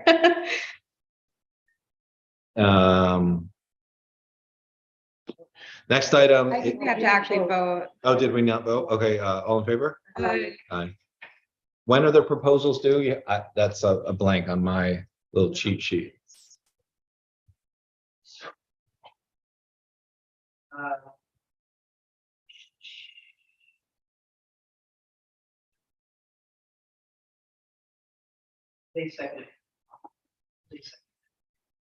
Okay, so I just want to make a concerted effort with our Public Works and Clerk's office. So now that we issued all these RFPs tonight, this process works really well when we actively make sure that anyone who would consider bidding on these projects, whether it's the hauler agreement or the alum sludge, or in 2 weeks, it'll be the construction of the bridge in the Millbrook. What was the other RFP that we just did? Oh, the section of trail. So we have a lot of RFPs. That'll probably be the headline in the HV1 coverage of tonight's meeting. Lots of RFPs for various bidders. And then this next item is a resolution authorizing that we go ahead and complete this grant application we're seeking $100,000 of the county's American Rescue Plan money. So they carved out a special program, as Eve was describing, for municipal parks and recreation. Our plan is to use the plan that's been on our shelf for a few years now to replace the fencing and retaining walls and surfaces for the pickleball courts and basketball courts right next to the green infrastructure feature that we just fixed at the corner of Elting and Mohawk Ave. So as I shared earlier, there's a survey online that folks can click on, and it's just a couple of simple questions. We're just looking for a temperature check to make sure that we have public support to invest in an update to these courts. I move that we, as a board, agree to this resolution to submit an application. All in favor? How long is the survey going to be live for? Until Friday 14th. morning at 4 a.m. Right before we Okay. shut it down and include the results in the grant app, because the grant app is due Friday. Yeah, that's what I figured. So let it be known. 59 responses so far. That's awesome. Cool. Our target was 30 or 40, so we're Yeah, that's exceeding actually- expectations. I just have to interrupt because I have to leave. I'm just in a great deal of. Okay. I have lingering effects of COVID and crushing headache. Oh, And no. so I think I have to go. I can't like think Don't anymore. sweat it. So, sorry. Thank you. Thanks for everything. Get some rest. Yeah, feel better. Yeah, it's intense. Thank you. No problem.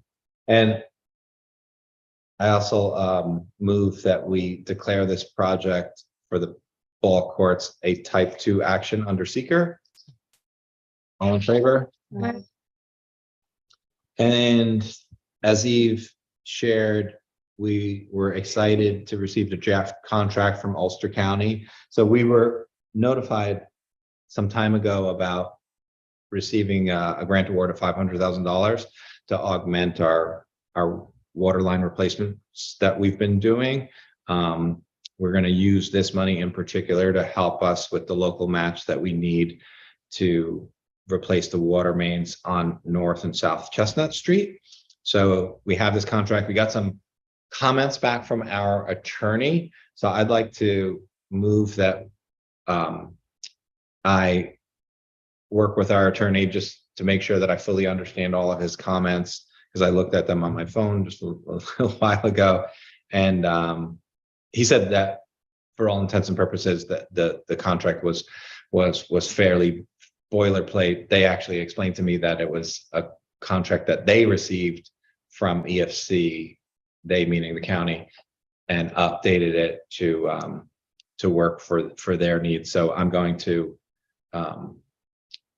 ask our board now. I'm going to move that we return the contract as long as myself and Will are fine with the remaining tweaks. Second. All in favor? Aye. And then the next item has to do with, there was federal money available through the carbon, and they're called carbon reduction funds. So the Ulster County Transportation Council, they have asked for municipalities to submit proposals. And we have this sidewalk project that's approximately 1,300 linear feet of sidewalks at Church Street and Henry W. Prospect and Henry W. Huguenot Street, and then on Church Street on the west side between Mulberry and Henry W. So this is a complicated and very expensive project because we have a approximately $200,000 grant award from the New York State Department of Transportation. So they need it to fit a certain format. So the programming has to be very specific and meet their needs. It's like super complicated, as you know, DOT engineers explained to me years ago that it's as if we were using grant money to build something like the Tappan Zee Bridge. And but meanwhile, this is a very low tech concrete, or it's actually concrete curbing and blacktop sidewalks to match what they have up at the State University. So we're going to ask the county's Transportation Council to consider providing us with $145,500 to go towards this project, which there's a bunch of different expenses and it costs about $400,000. So that would help with that price tag. But I'll also add that we've already spent between $70,000 and $80,000 on engineering to meet all those DOT specs. So, and none of that's reimbursable, only the construction and the inspection process are the reimbursable pieces. So I move that we support a letter being sent on village letterhead signed by me to go to the Ulster County Transportation Council per their request for proposals. Second. All in favor? I had a note in my notes for tonight, like for our climate equity items, to mention that item that we just passed because it is the carbon reduction. Oh, Because, supporting walkability. So that's the only comment I wanted to make. Anyway. and then we got a request from applicants who are before our planning board. There are 2 applicants looking to construct multi-story mixed-use buildings on North Chestnut Street. They have asked that, so what needs to happen for those projects to be added as users of our sewer conveyance system is that, so we have a sewer pump station in front of my market, and that sewer pump station was sized for the apartment complex that's there on the east side of the street, as well as the Bonnecue View neighborhood. And our engineer, because they've been our engineer for over 50 years, actually shared with me a letter which speaks to that sewer pump station and its pit and how it was like right sized for those users. So what would need to happen, and that sewer pump station has mechanicals that need to be replaced. So that's been on our to-do list for some time. We've been chasing down grant money through Lieutenant Governor Delgado's office, who went when Antonio was our representative, and now we've submitted a grant application to the Representative Pat Ryan's office to help pay for those replacements. But one of the things that we have not done is we have not performed a study to figure out, well, what do we need to do differently in terms of right sizing that sewer pump station to account for these properties. So our engineer, Dennis Larios, explained to me that that study would cost $8,000 approximately for their firm to do that work.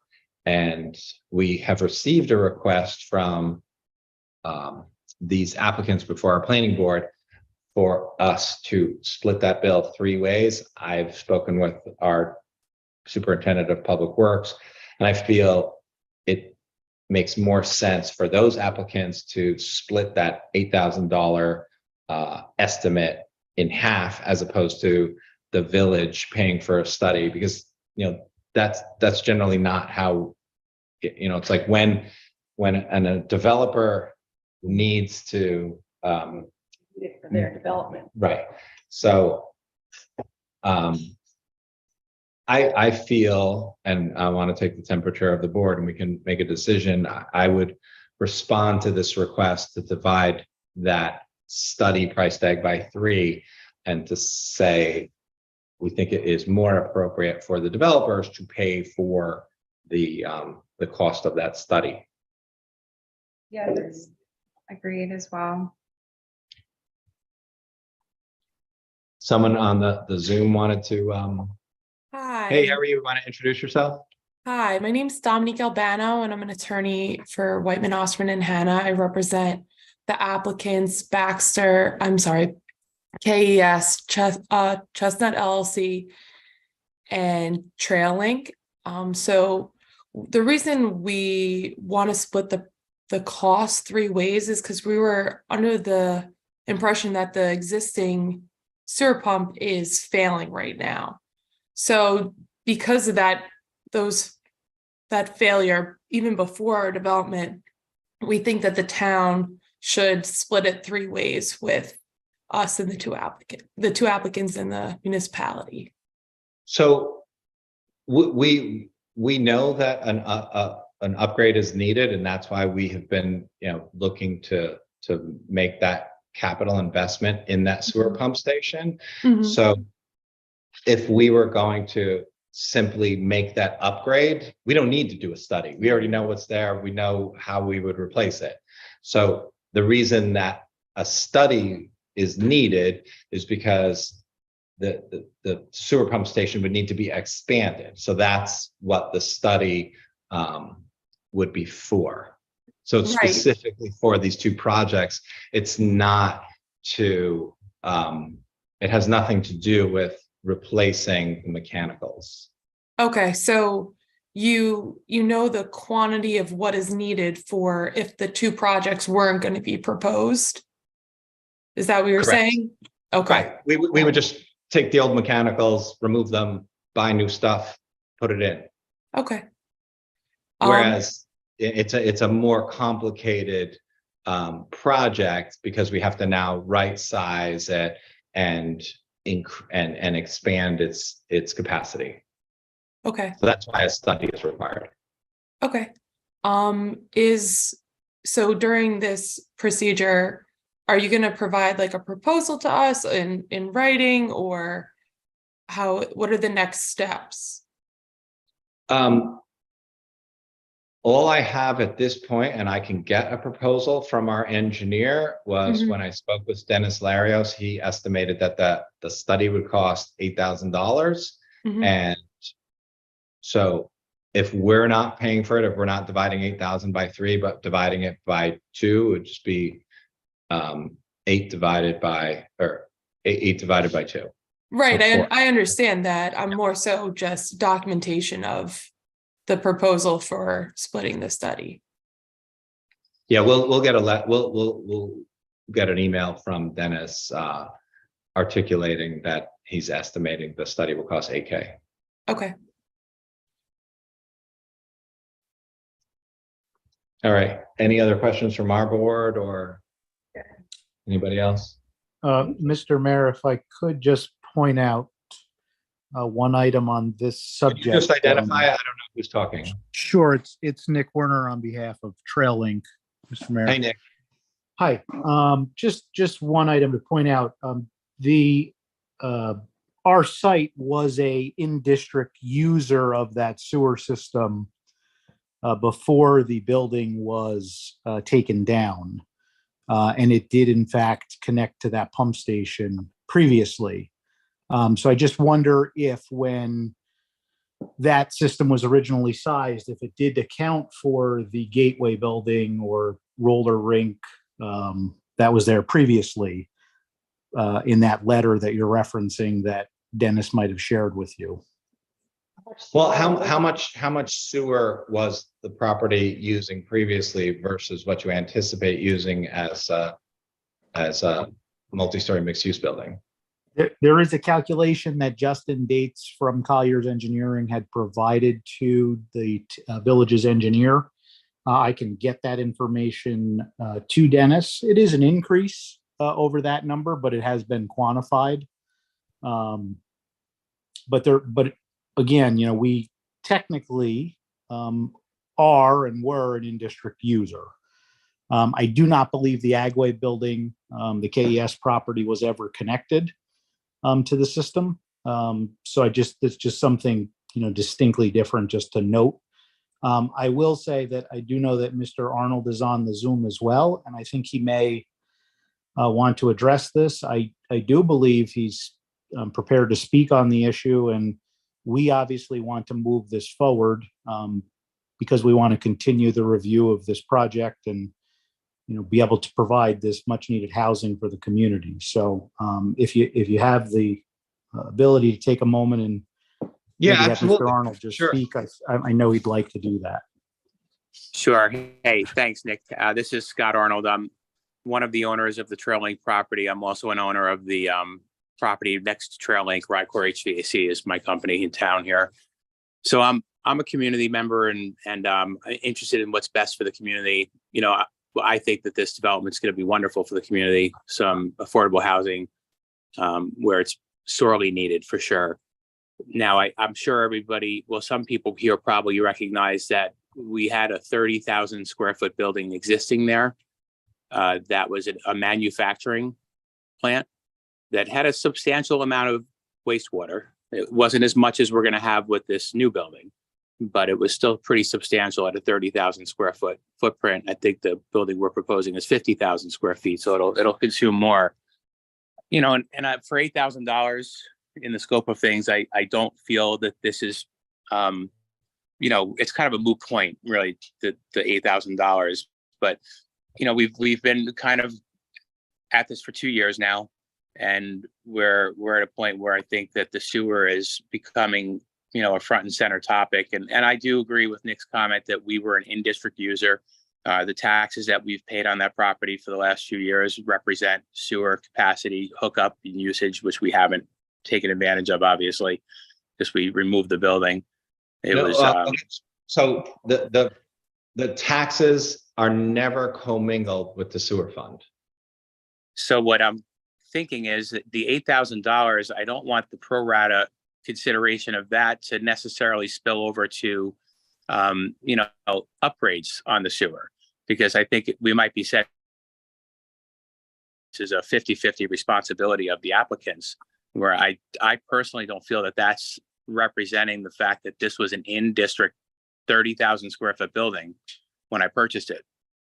And it has been repeated to me multiple times from the Public Works Blue, and I've heard it from the planning board and attorneys, and then multiple people have said to me that this sewer station has been on the radar of the town for some years as being in really poor disarray and kind of bandaged together. So I think it's in everybody's benefit, the town, the community, the folks that are hooked up to it right now. Obviously the applicants. I think that when the zoning, I'm just speaking very, off the cuff here. I'm not polished in this manner, but I'm just sharing some thoughts that I'm having. When the zoning was kind of recreated down that corridor to be the NBR, I think that it was probably on everyone's radar. It should have been anyway, that this sewer station wouldn't be able to handle that. It's always been the intention that a developer would pay for their own utilities. And if anything, we probably lucked out in that we were selected by Delgado's office to receive a grant award to update that sewer pump station. But then because he got a new job, that money went away. So in some ways, that's just like odd, dumb luck that now that we need to expand it to accommodate a larger user, our fingers are crossed that Representative Ryan's office will be able to secure this capital funding that we can put towards the project, which would ideally soften whatever the developers of the buildings would have to contribute. So we're doing our part, chasing down grant money at every turn. Yeah, and I think that's wonderful. Thank you, Tim. It means a lot to me that you're doing that, and I think it's going to help the community tremendously. So I guess just to kind of sum up what one of my primary concerns is that, to state what we've already said, that this building has been there for, I think it was one of the first buildings that were in that stretch, and it's been an in-district user since inception at 30,000 square feet. And again, the reports are there of what the consumption was and what the projected consumptions will be.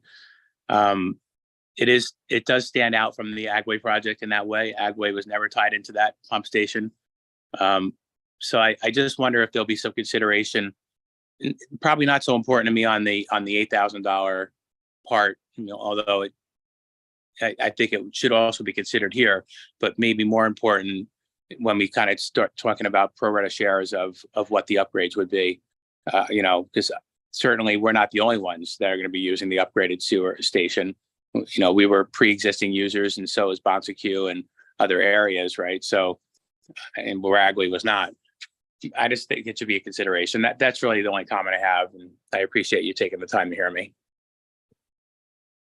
Yeah, I think what's interesting about like this kind of conversation is like, so it's either the other ratepayers pay or the developer pays, right? So it's not like, we're a for-profit entity that has a reserve fund for capital projects. Like the reserve fund that we're responsible for is owned by our ratepayers. So like when, we have a responsibility, a fiduciary responsibility to look out for everyone in the community, the ratepayers, as well as, property owners who want to expand and use more of the, the utilities. I agree with that. So it's not like you're asking us to pay more, except I am a ratepayer because I live in the village, just like everyone else at this table. Like that's like, that's how this works.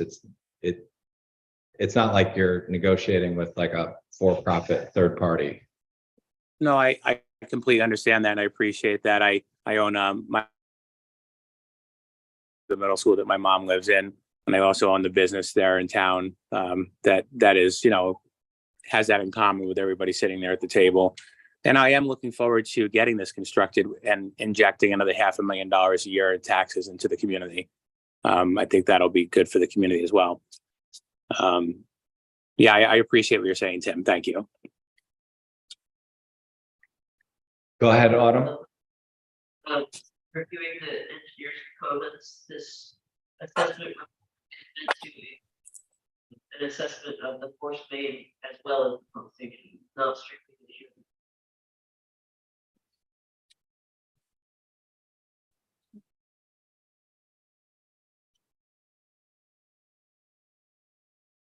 But I think as constituents of, I'm super thankful that Representative Ryan's office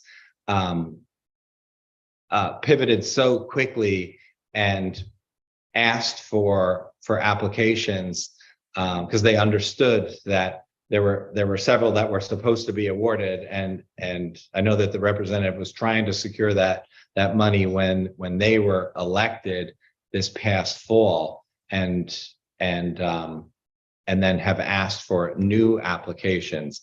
So probably the most impactful thing any of us can do is, like, at a minimum, cross our fingers. But if that money is secured via the federal government, that would go a long way in terms of helping, not with this study. To your point, the study is largely immaterial when we think about the cost of the upgrade to the force main, as well as the pump station itself. Agreed. And I kind of agree with that 100%. Makes the $8,000 kind of a moot point, but again, I just didn't want it to necessarily represent the pro rata division of any costs moving forward entirely. I see what you're saying. Yeah. Happy to pay $4,000 for the study, though. Got it. Okay. Thank you. Thanks, Scott. You're welcome. Thank you. Second, What's that? is there a second? Did I make a motion? So Yeah. Okay, yeah, I think we can take action though, and move to respond Yeah. that we would like the two developers to pay for the cost of the study. But to Dominique's point, let's get a a more official note than just me regaling everyone with the conversation I had with engineer Dennis Larios from today. So we'll do that. So does someone want to second my motion? Second. All in favor? Aye. And Thank you, everyone. thanks. Thank you. So the next item is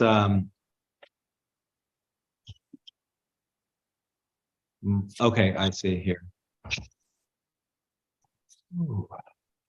The planning board has noticed the village board with their intent to serve as lead agency for the 145 North Chestnut project. I move that we officially agree that they should be lead agency. Second. All in favor? Aye.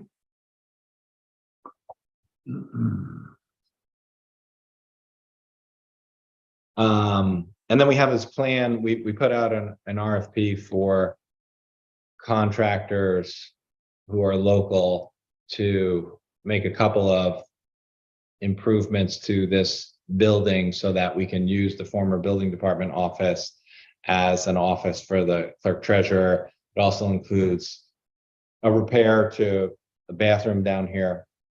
But this doorway, which leads to where the building department currently sits, that will basically work as a window into the building department. And then that closet there to the left would function as a window to the clerk treasurer's office. So then during business hours, this room would basically work as a lobby to both of those offices. And, you know, we like this space for a variety of reasons, especially because it's on grade level with the street. So it's truly ADA compliant. So we have this proposal. We searched far and wide for contractors to bid on this job. We received one proposal from Niffen Corporation, and they bid to do the work for $29,450. I move that we accept their proposal. Second. Second conversation. Questions? Is that the bathroom, that bathroom or this bathroom? I think it's actually both. I think there's an issue in this bathroom, like maybe the urinal doesn't work here, and then there was like some work to be done in that bathroom. So this bathroom won't be down at any time. Is that during that process? Is that? Yeah, it won't be down. I think like there's one fixture in there Yeah, that doesn't you're right. work. Yeah. Okay. Second. All in favor? Aye. And then we have our budget to consider. I move that we adopt the annual budget for fiscal year 23-24. This includes no rate increase for taxpayers. Second. Discussion. Thanks to Nancy for being the best. Yeah, that's all. All in favor? Aye. I move bills and claims. All in favor? Aye. Planning board liaison update. Planning board met last Tuesday. It's our annual meeting with the fire department, so was unable to attend, and the Ulster County Planning Board is meeting right now. So couldn't be there. Okay. Any ZBA update? No. Okay, I motion that we go into executive session for the reason it's related to employment, right? Yeah. Second. Seconded. Here we go. Let's go. Building department. On the table there. For your. Thank you.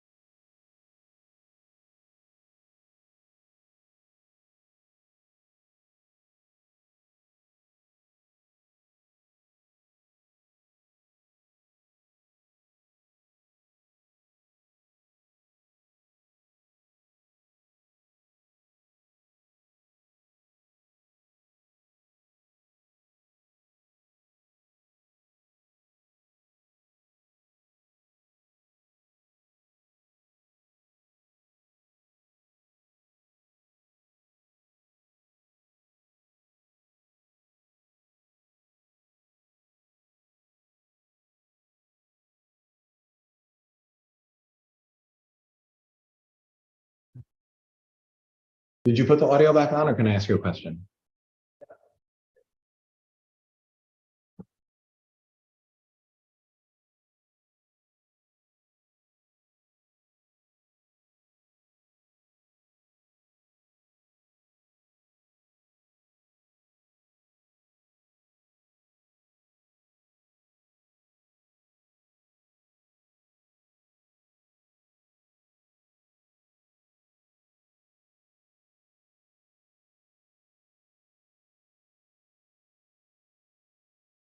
Cool.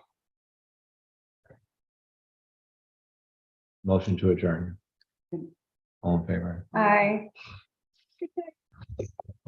You forgot to say no action taken. Bob. No action. No action taken because of exec? You can't, you're not allowed to take action in exec. Yeah, you always say you didn't take any action, just, I guess that's just to verify that you didn't break any laws. It's kind of silly when you think about it, because it should be assumed. But Yeah, we that's what can't- people say. All we can do there